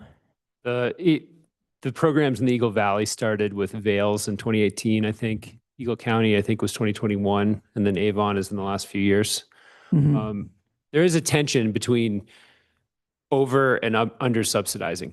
If we come out of the gate with too rich of an offer, then we're going to get a flood of interest, and we'll never know if it would have been successful with lower amounts. And conversely, if we offer too little, then we just won't find interest in the market. One of the good things about making the subsidy levels tied to the pilot program instead of the policies is we can readjust as we go. We could start with these levels and then readjust higher. Or if you all decide that you'd like to increase those caps, we could do that. It's a very flexible approach. And I just think about, who are we trying to go after? Sorry. Are we trying to, again, our missing middle, we're talking about losing families.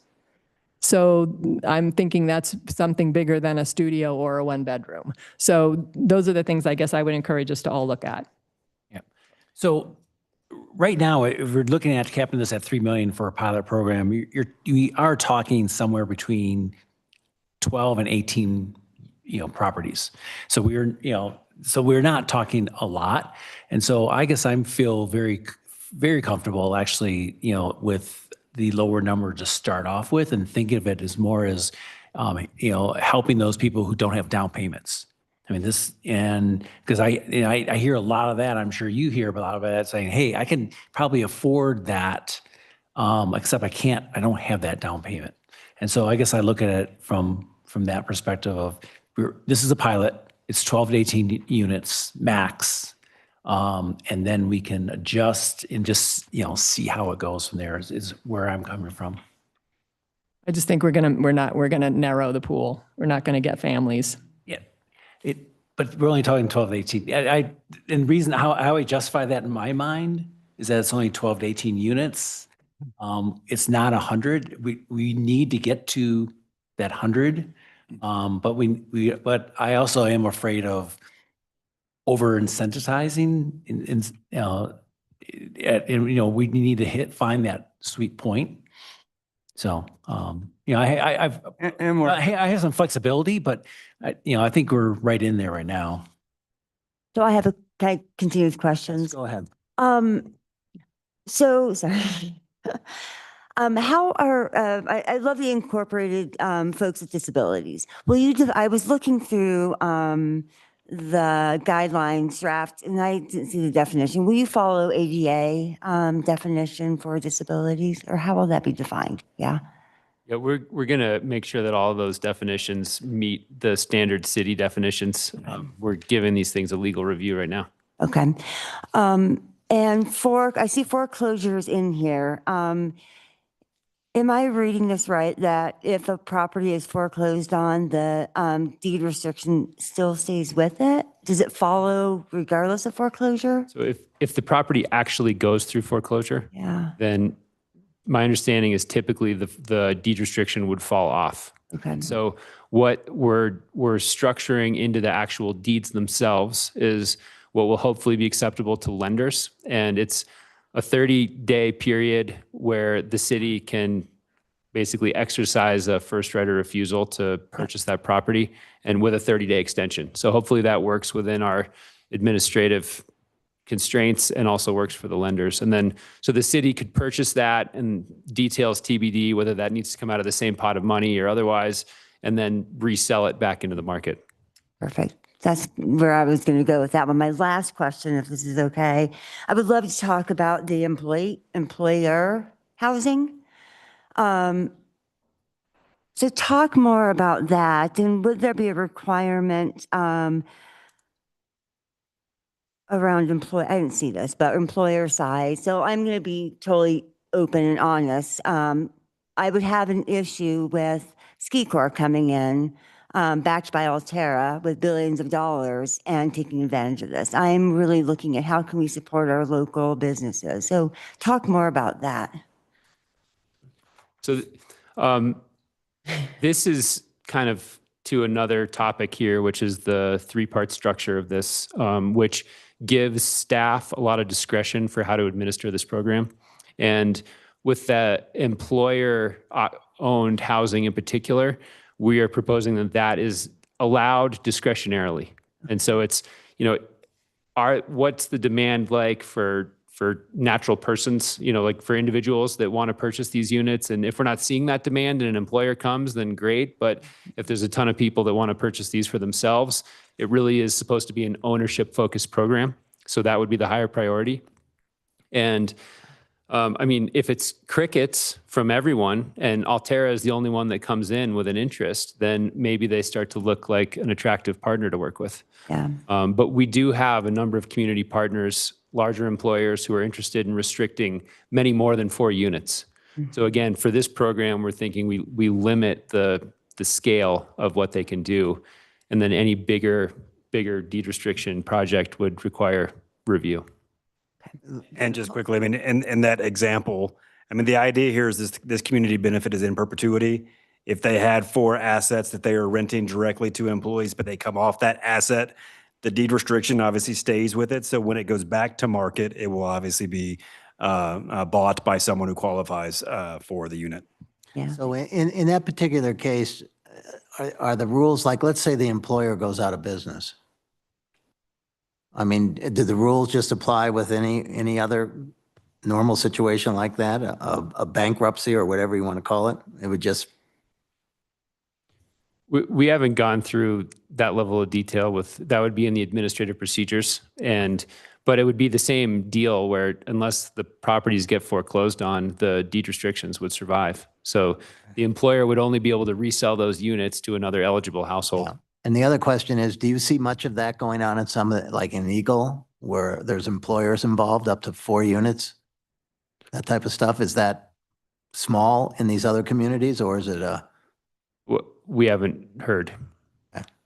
But just to the earlier conversation, it was an attempt to be complementary to this notion that an employer could walk in through the rolling solicitation process and request, let's call it similar levels of subsidy for 12, 15, 20, 40 units. So, I mean, you can sort of formulate like this is really largely oriented to someone who is looking for a reasonably small set of assets that they can offer to employees.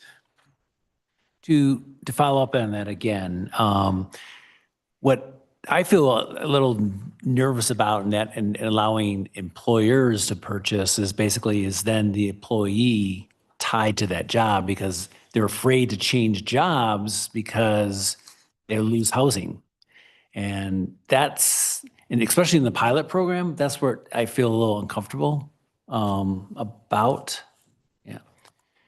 So, yes. And then I guess that concern is universal across employee housing provided as a benefit. I mean, they're clearly at that point, you're commingling housing with essentially employment. So that is a complicated issue for sure. Okay. And I guess a separate question is, I think I know the answer, but I just want to verify. If I come in and don't have I'm not currently a homeowner, I'll come in and take a job with the city and get buy a house and part of this program.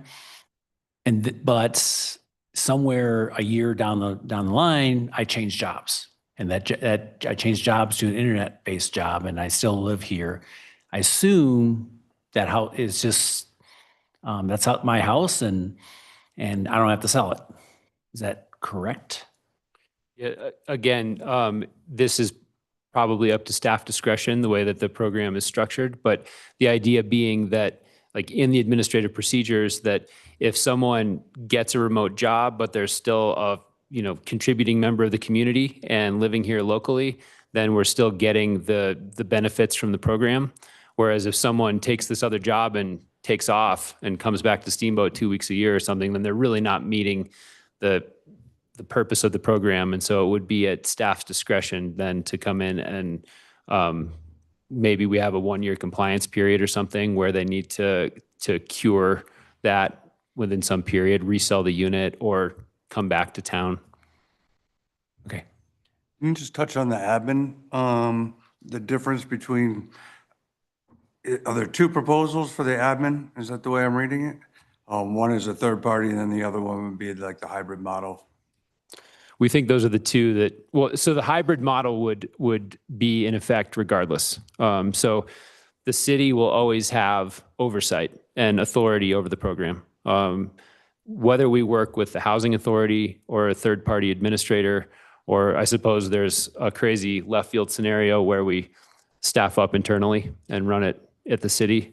That kind of, well, the city is its own thing, but regardless of who the third party administrator is, it would be the same structure.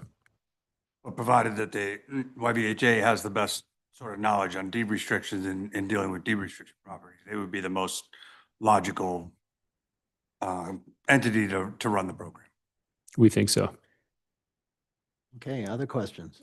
Yes. I had a couple of questions when we look at this, I guess, the draft affordable housing guidelines. So we've got in here primary resident in which the owner lives for at least 9 months of any 12-month period. Why is it not just 12 months? Why do we have a 3? What's the purpose of having the 9-month as opposed to allows for, I don't know, maternity leave? Yeah, I mean, vacations, you name it. It's just with a lot of these policies, it's let's not be overly restrictive, because if we try to be, people are going to break the rules. And so if we allow for some flexibility in people's lives with, primary residence, with only having to live in the unit for 3 years after you purchase it, then we're being reasonably accommodative. And so people hopefully would not be so, likely to lie to us. And that sort of speaks to what I mentioned before, that like multiple actors have to see the program and not essentially get tripped up by a requirement. So that's an example of a buyer seeing something that essentially it fits within their sort of current way that they structure their life, and hopefully they see it as a future version as well. Mhm. I'll save my comment for that one. And then kind of one of the other questions was, there was an exemption for, or you're allowing a trust to, That's Right. from the Eagle County model. And I assume that this is something that they've had to deal with, where who knows how some of these properties get purchased. And so this is just accommodating different legal structures, so long, again, as the occupant is an eligible household. Mhm. But trusts are private documents, right? Again, I guess, right, back to a question in terms of, why we would want to open that door. Dan, that sounds like maybe a legal question. Do you have any comment on that? Allowing trusts to purchase on behalf of a eligible household?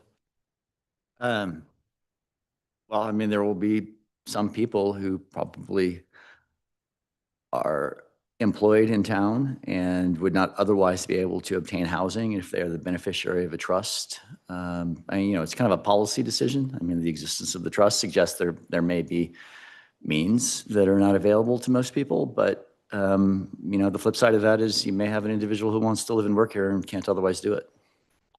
And can't beneficiaries change in trusts? Trusts can change beneficiaries. Nope, they can change beneficiaries, right? Sure. Some trusts, yes, others, no. Yeah. Okay, so I think it's back to a policy question. There would be no reason council couldn't say that we don't allow for the trust to purchase a deed restricted home. Yeah, and I think, if you are concerned that that is sort of an indication that this is a person of means who doesn't otherwise need help, I would point out that we do have restrictions on the ownership of other property. Yeah. Yeah. So I think we would need I think there's probably a way to make those things work together to try to address that concern. But, no system is going to be perfect. Say again? No system is going to be perfect. Agreed. If you'd like, we can do some legal research on that and see if there's some convincing reason to keep that in. And if not, we can delete trusts. Well, certainly we can bring it back to when council has a discussion.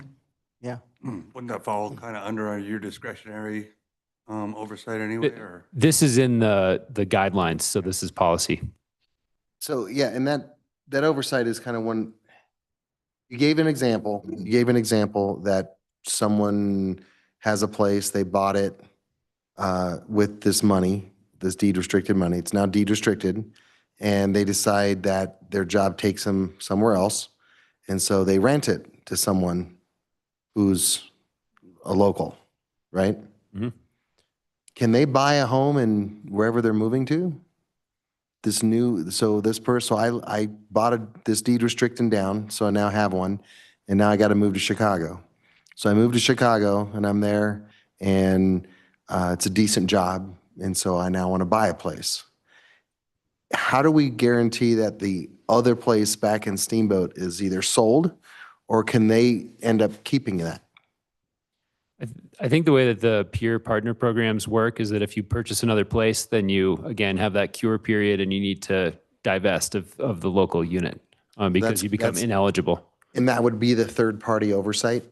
Yeah, and the way that these work is they have yearly compliance check-ins if there's no transaction. And so we are reliant on people being honest. How are we going to know if somebody moves to Chicago and buys a place? Right. But we do have a few checks and balances there. And again, as we would be assured that we have a local employee living in the unit. Yeah, it's just that abuse. That's all. And there's not a lot of properties like we're talking about, maybe 12 to 15, 18 in a pilot program. But it's definitely something to, I mean, it's not enough for me to say no to it because I'm intrigued to see what the community would do with it. And if this would really buy down, I know you mentioned something, Gail, is that, you know, this may not be 15% or $150,000 to someone for a family to live in. I disagree. I mean, there's people who are living in one-bedroom apartments that if they could own the one-bedroom apartment, they would make them happy. Right? It may not be what I want to live in, but let's not define what family is. There's people in this town that are raising kids that are doing it, living in, you know, a trailer or an apartment because that's all they can do. And they would love to own a one-bedroom apartment to raise their family. Sure, they'd love to have a house, but that's not living in Steamboat. That's living in Hayden. That's living in Craig. I want to live in Steamboat. So I'm going to buy a Walton Village to raise my family in because I can afford that and I can get $150,000 or 15% down. That family now has something to have pride in. And for me, it's that they have community, right? We now have invested in our locals to live in our community. The bartenders and the cops and everybody else. And to me, that's where this is so valuable, that it's giving them hope with $3 million of this tax fund, and try it. And my gosh, if it works, let's give them another 3 million and do this again. I mean, let's really kind of track it. I think you're giving Yeah, I some was general gonna say- feedback on the Sorry. program I here, have so two we're more going questions. I have one more. to get there, but let's finish up the questions. One more question, just making sure I read this right, because I think you mentioned STRs. There's some language in here about STRs, but I'm assuming, right, that none of these could be used for short-term rental. Yeah, not at all. Okay. Okay. And Councilor Swintek, any questions from you? No questions. Okay. Are we good to go to public comment? Okay. Is there anybody in the audience who would like to make a public comment? Come on down. Catherine? No way. She never has any comments. Nothing. How's your cat? You're about to find out. My weekly cat report. My name is Catherine Carson. I live at 307 Locust Court. As I always say, I'm involved in various organizations, speak on behalf of myself, my poor blind cat, and the new dog I have in my life. So, but nonetheless, I just want to thank Brad and Gates. Brad always does an excellent job. Appreciate your creativity. I just have one friendly suggestion I just want to make. And Brad, I apologize I didn't contact you sooner. I've had a unexpected company. But my friendly suggestion is regarding the employer housing is to please put in an affordability requirement. Because John, I think, or Amy brought up a very good point. When you're in employee housing and both your job and your home is tied to your employer, that employer has a lot of power over you. So it's hard to move. We don't want to get back in the traditional company housing. So just a friendly suggestion to please add an affordability requirement for the employer housing. Once again, thank you for looking at creative options that house our community. Thank you. Okay. Thank you, Catherine. Anybody else in the room, or is there anybody online? Raise your hand. Not seeing anybody else. Okay, seeing no one and no one else in the audience wants to make a public comment, we'll close down public comment, bring it back to council. And we have a number of council discussion and direction requested up there. Can I ask one more question? Yes. Okay. I assume you ran this by YVHA in terms of them doing administrating. What has been the feedback, or do we want to ask them directly since they're here?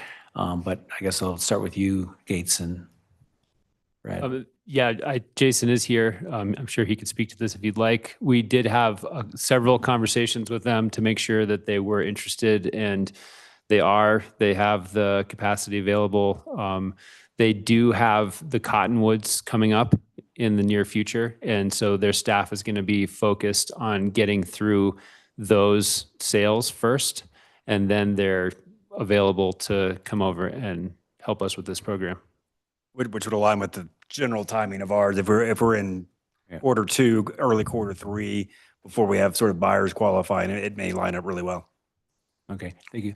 And then as Catherine's mentioning affordability requirements for employers, I'm not sure what that looks like.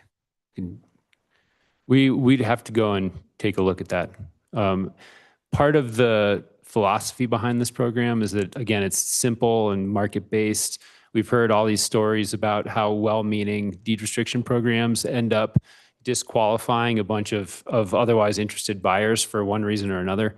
And the idea here is that this complements, again, those more restrictive programs that we also have in our community. The question to how exactly the employer housing works is a good one, and we can go and study that a little closer. Thank you. Good. Okay. Wait, I have a question. Sorry, I came up with one. Okay, Brian, go ahead. I don't know if this is a question or a statement or a thought, but I'll just share it. So one of the things I'm realizing with this that I'm worried about is enforcement and trying to learn from what we've learned with some of the YVHA properties and people saying that, you know, people aren't living there, they're not following the rules, that kind of thing. Why wouldn't we use a program where we buy like the appreciation deed restriction from somebody with no rules? So if I'm retired and I want to put a cap on how much my house can appreciate, I'm paid for that. And then if they travel, like there's no rules to apply, they could still rent it out and everything like that. But then that does increase the affordable housing stock, right? It can't appreciate as much and it's less than comparable homes. Why wouldn't we do an approach like that that's less thorny with enforcement? Or is it not less thorny with enforcement? Wouldn't it take time for the appreciation of the house to actually make it affordable? True. Like you just would be capping that. I think what he's saying, you'd just be capping the price at what it is today. So it would take 5 or 10 years for that house to seem affordable to somebody else. Maybe I'm missing the point of the question, and stop me if I am, but the program is also available for existing owners. The idea is we first prioritize new ownership. So people who are coming in with a new transaction where we can subsidize the purchase of a new home for that individual. But if maybe say we get to October every year and we still have funds left in the program and it doesn't seem like we have the demand for new transactions, then we could open it to existing owners that are interested in putting a deed restriction on a place that they already live in. And so it wouldn't be a new unit right away, but when that unit eventually turns over in the future, then it would still have the deed restriction on it. In all cases, I think we would need to still do compliance and make sure that people are following the program. Okay, And so thanks. in that Yeah, there really 15%. wasn't. Go ahead, Brian. Sorry. There wasn't really a point to my question. It was just a poorly formed thought I wanted to share. So thanks. Hey, it got some conversation going. And just quickly, when we talk about program compliance, we're really talking about the terms of the deed restriction. I mean, that's the thing that we are essentially aiming our compliance towards. So like there's big program stuff, but really there's going to be, 12 pages that really sort of lay out what restrictions are on the property and what the expectation is in terms of buyer and tenant and that sort of thing. So as I go through this, I'm looking at, we don't know what this is, whether we put a deed restriction or income restriction or other things like that. Those are all big what ifs, right? What I'm more concerned on is just in a nugget is what is the risk of this $3 million? Right? What are we really risking losing or gaining for this $3 million? So if we give it to this program as a pilot program, and I'm looking at this through that lens of, we already have 60% AMI. We've just negotiated some stuff with Base Camp. We're kind of working our way through different AMI restrictions. And you made a good point, Gates, about how some of those income restrictions have just limited the missing middle completely, right? Because they just make too much money to be able to utilize this. So I'm not interested in doing an income restriction at this time because we have so many other programs that we've already funded. This would be a different fund that would be able to go through this process and give it to our locals to be able to see what would happen. What I'm concerned and what I want to ask you guys on, what are we risking the $3 million? Besides losing $3 million, what else could we possibly be risking in this? I mean, I'm fully supportive of the program. I mean, I think we've got a lot to gain. I think that the risk is tightening. The risk is perhaps giving too much flexibility and not getting what we want at the end, right? I mean, in the sense of we're going after the missing middle, right? Which can be, there's certain definitions of that, but, and then to the extent that we're putting a little bit of flexibility in there, I think, our goal here really is to house our local workforce. So, when we get down to talking about the affordable housing guidelines, I'd like to tighten it down so that that's who we're actually benefiting through this program. Yeah, and with that risk, the question is, where could some abuse be that we don't have guardrails? Like, we don't know until we start to find out where some loopholes were. Oh yeah, we forgot about that, right? Well, I think there's a couple things there. One is we have experience from other municipalities that have gone on for quite a while. So hopefully those guardrails have been unearthed over the course of time. Back to your question about risk, to me, the only risk is that you give assistance to people who don't need it. But if you do that, then they're limiting themselves as well. Yeah. So I'm not sure that's really a risk. Well, it is because you're pushing somebody else who needs it aside. Well, yeah, but I'm saying it would not make much rational sense for me if I could pay cash for a home to get into one of these deed restricted programs. It just wouldn't make any sense. So I think the risk is pretty limited, pretty narrow. I mean, I see a risk as the market goes down and someone forecloses and then we're kind of, out that 15% or something like that, but that's on that unit. So I think it's a fairly low risk. Possibility, okay. And that's the filter I'm looking at it, because I don't know what this, if this will work based upon Eagle and some other places. It seems like it's working. But to me, that's the question that I have to ask, spending tax dollars. I'll throw this out. I would actually like to expand the pilot. And how I would want to expand the pilot is up it to 1.25 million, and add another $1 million. Because right now we're talking 12 to 18 units. I'd like to, doing that, gets us, maybe above 20 at least. We have a lot of overhead associated with just, this program in the pilot.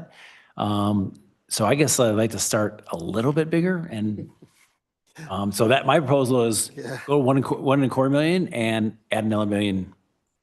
Well, sorry, Dave. Yeah, go ahead. No, to me, the difference is that you're assuming an assumption of $1 million in 18 units. If they're all $300,000 to $500,000, apartments or condos or something, that may be a little different. $600,000 first tracks unit turns into a deed restriction, that we'll get more units out of it for the same dollar.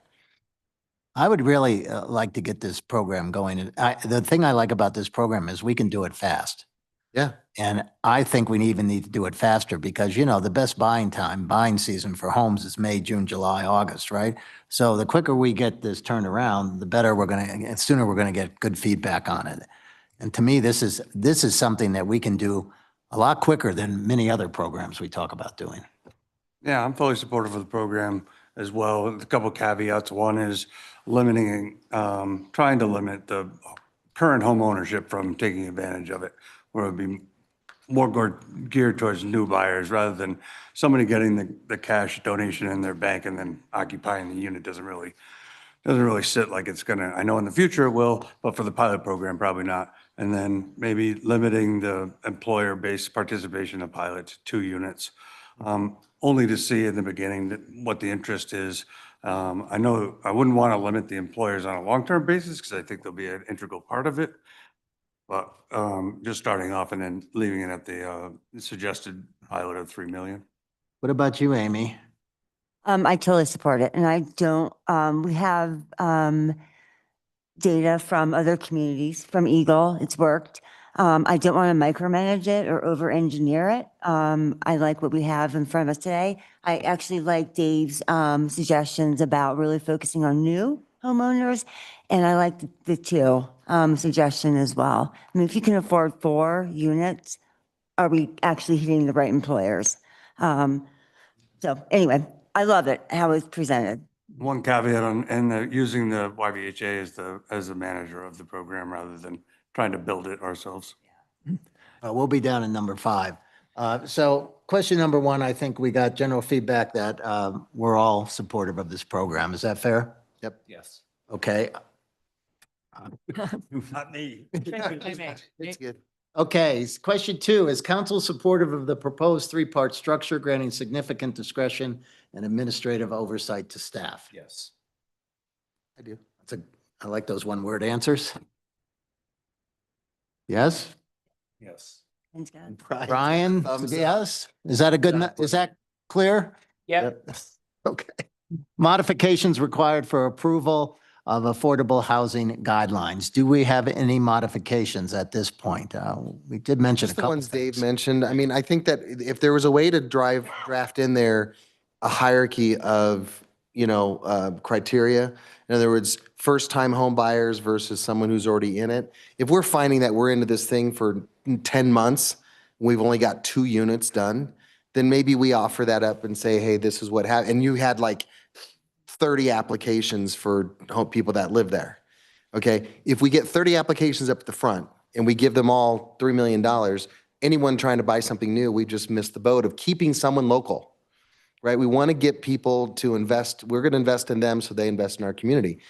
And I think that to me, that would be the one. And then the employer-based one. Those are the only 2 modifications that I could see that I would like you to work through. Following up on your point, though, what about you have to live, what about somebody who moves out of town? I think that when they move out of town, that they, should be required to sell. So what, if they move out of town, if they leave town, right? Here to cure or something. Yeah, can you vet that with the other communities that you pulled this from, is just to find out what happened when? Like, don't say what happened if, let's ask what happened when. What happened when someone sold and moved out? How long did they take? And let's try to build that into the framework. And what's the requirement and what's the administrative aspect of, again, right, of following up on that? How often did they find abuse? Again, it just seems like that's one place where we could close a loophole. Yeah, If somebody and it leaves may be a town. 1% opportunity, but at least we've thought about it. Mhm. And then you said you'd follow up on the trust question. Okay. And then maybe, I'm sorry, is it just first person in the door? Is there you can drive down the pass and be eligible for this, or you need to have lived in town for 3 You months? have to have a job offer at the very least. But do you know criteria that, so somebody who does that may push somebody out of the line who's been here for 5 years and is an active participant in our community? So far, we don't have a prior residence requirement. We could add one. Yeah, I don't know if I'm willing to do that because there's people that they're trying to get doctors and nurses to move to town, and our own HR staff couldn't move to town. And if this would be something that says, well, listen, there's this $150,000 potential, 15% that would help you. Wow, I don't know if I want to I think they have to be employed for sure. And then we need to know what the outsies are. So if that's the insies of the property of getting in, the outsies need to say, listen, no one works or lives in Steamboat or Routt County anymore. You need to get rid of this property and give it to someone who does. What are those outsies and how defined are those on a legal requirement that forces them out of that house? Because that would be my only abuse. We can check with these other municipalities, Yeah. towns, and see what they've done, because I'm sure they've experienced this stuff and get some best practices. Okay, I mentioned one thing on guidelines. We alluded to it, but I just want the group to be aware of this. We are suggesting that is the structure for additional future policies related to housing programs that can be added to over time. So that's a long way of saying you will see these guidelines, council will see these guidelines potentially multiple times a year over the next few years as we're onboarding new programs. So the inclusionary zoning and linkage is a good example. Like there are parts of that the community development code is the logical place for the policy to live, but there are probably other aspects that need to live somewhere else. So this is where a program like that, the policy guidelines would live. So just know you will see this on a relatively pretty regular cadence, particularly over the next 18 months or so. So just a heads up on that. Thank you. And, Is there and a possibility in like inclusionary zoning for them to use the fee in lieu to buy the deed restrictions? Is there a crossover in that, or would it be better? Is that a different pool? For them or for us? Because we could use I see what the feed in lieu to buy deed restrictions. That's interesting. Let's get this pilot program off the ground. I think it ultimately be a different pool. Yeah. okay, we're going to go to number 4 unless Counselor Swintek has anything from number 3. And if you don't say anything, I'll assume you don't. I don't. Number 4, the proposed pilot program is 15 and 25% and $3 million. Counselor Agosta has suggested adding, I think I'm in the minority on that No, one, but but- no. Oh, I would support that. okay. Is it 3 million and then another 1 point? No, You were I said, 4 million. I said, you know, the max cost is 1.25 million. And go up to from 1 million to 1.25 million. And then in terms of the funds, go from 3 to 4 million. Is there a max on the value of the property? $1 million? No, it's just a max subsidy. Max subsidy Yeah. so there was no 120. So you want to put a You really 125 on want to there? take up the subsidy then, is what you want. You want to put a, Yeah, like you're right now, you're subsidizing up to a million. No, it's that was an example. That was 150 or not, 250. that was just an example. But he's right. I mean, if you No. bought a place for $1 million, then you could still, that's the maximum price for which you could get the full 15%. Right. And as soon as you went over that, then the percentage subsidy would Oh, right. decrease. Yeah.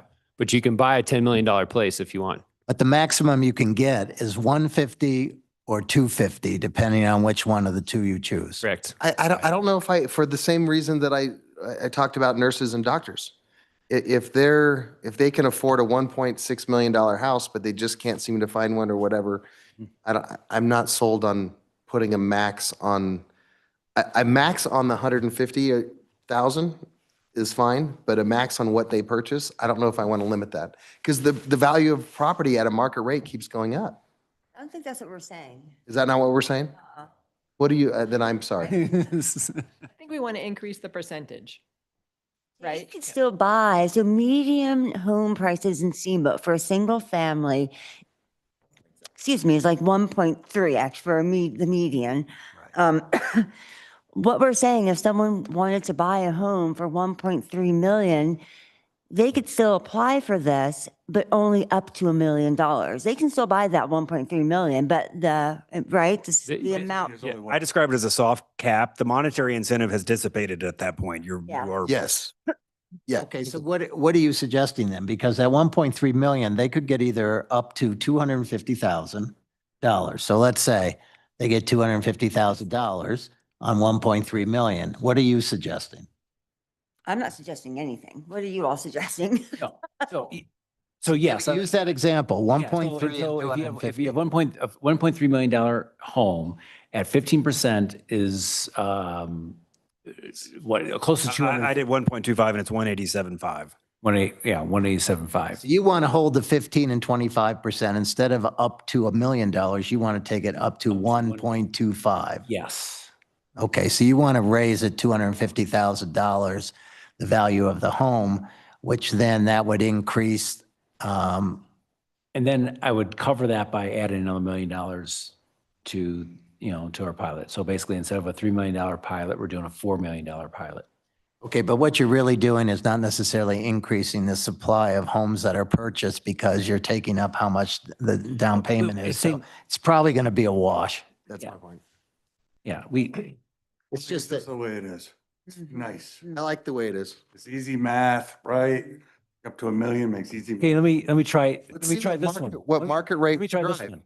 Keep those numbers, but start the pilot with 4 million instead of 3 million. It just basically we have a lot of overhead here and if and price. It's gonna be to add money to this pilot though, if it's successful. not very. If we have after 3 months, we spend $3 million, we can always turn around and put in whatever we want. Okay, fair enough. Exactly. Okay, Brian, are you okay with leaving it as is? Yes. Okay, is everybody else thumbs up on that? Okay, and what's the next question on there? Who knows, right? Albert, come on. Why do you Proposed, think Okay, next question is proposed hybrid program administration, possible partnership with Yampa Valley Housing Authority.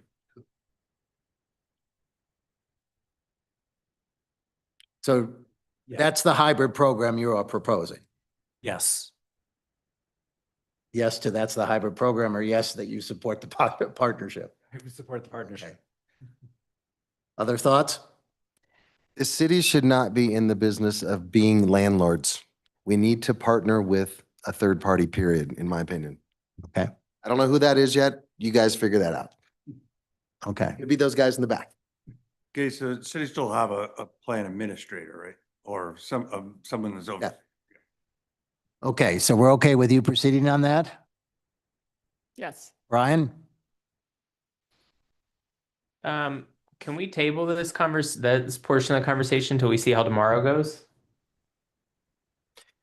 Well, it's just a work session. We're just giving direction at this point for them to come back with some, more proposal that's more firm. So I guess I don't have direction on this statement then. Okay. Okay. And then next steps for city council. You want us to tell you what those are, or you're going to tell us, I hope? They have been proposed.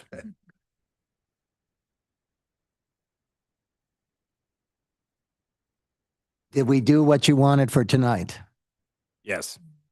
So that one's done. And in February, approve final program and pilot appropriation? Wait till February. We have to wait till February. You want to do it now? Well, I would say probably yes. Taking that long. Yes. Don't get it to us by February. And then we're going to get monthly. They are probably workable in their current form. There are some nuances that we'd like to fine tune, but yes, February is good. There you go. And then you'll give us monthly reports, and before the end of the year, hopefully sooner, we'll have some good feedback. Yeah, and just There might the one thing that's not here, but obviously it's probably self-explanatory. Any new program launch requires like a lot of communication and outreach and making sure potential buyers, sellers, the other actors that we've mentioned are sort of aware of this. We've done early groundwork on that, but obviously there's a lot more to be done. So just know that is clearly part of our scope should we obviously end up at a point where this is a resource that's catalyzed with resources and we're hitting the ground running. That was exactly what I was going to ask, is it might be good in February to have that mapped out in terms of kind of a timeline and all of the outreach that's going to be done to make sure that everybody in the community knows that this program is going to be rolled out. And what a great opportunity it will be. This is exciting. And what's really nice is that we get to draft a little bit on the Cottonwoods conversation in the sense of like a new set of resources and opportunities available to the community. This simply just expands the pool of units and the pool of buyers that would be looking to enter ownership through essentially deed restricted properties. So in some ways, the timing is great. Yeah. Probably a lot of people that are just missing the mark on Cottonwoods that'll fall into this category. Correct. Yep. I just want to say thank you so much for bringing this forward. This is awesome. And this is honestly what we need for our community. So thank you. I will shout out Gates. He did all the work. I was able to take 2 weeks away from the holidays because he cranked out a lot of stuff. So we appreciate y'all's willingness to turn this around pretty quick. I know. So thank you. Gates. I mean, and this was a special case in the sense that like we had tried and tested Colorado-based programs that we could, this was not copy paste, but it was copy paste, calibrate, figure out what works here. So in some ways we were able to move pretty quick. Anything that's unique and new and sort of bleeding edge obviously takes a little bit more time. So hopefully this will be successful. We can move on to the next thing. Thank you. Thank you both. Thanks a lot. Appreciate it. Thank you. Okay. Do we have any other business for council tonight to talk about? Is tomorrow's meeting Zoom or in person? Zoom. It's Zoom. Because the Pachichi room is too small. Well, it's Zoom. The room across the way. It's Zoom. It's Zoomed, I know. Okay. Just making sure everyone knows it's a Zoom call tomorrow. Yes. At 10 a.m. 10 a.m. Zoom call. And And where can they find the bridge? Where can they find the Zoom link? elaborate on this a little bit. This has not been noticed or structured as a public meeting in accordance with the open meetings law. So the idea is there will be two council members present in person. Anybody else is watching online but won't be able to participate, you'll be muted. And so if we correct. follow those procedures, then that's okay. It's not a meeting of city council. That is the procedure we're following. Okay, and if we want to ask any questions, do we just text the two people in the room? We won't be looking at our cell phones. Please don't. Any other? Better. Okay. If not, I'll ask for a motion to adjourn. Motion to adjourn. Burke. Second. All those in favor say aye. Aye. We're adjourned. Good night, Brian. The time. Night, Brian. Bye.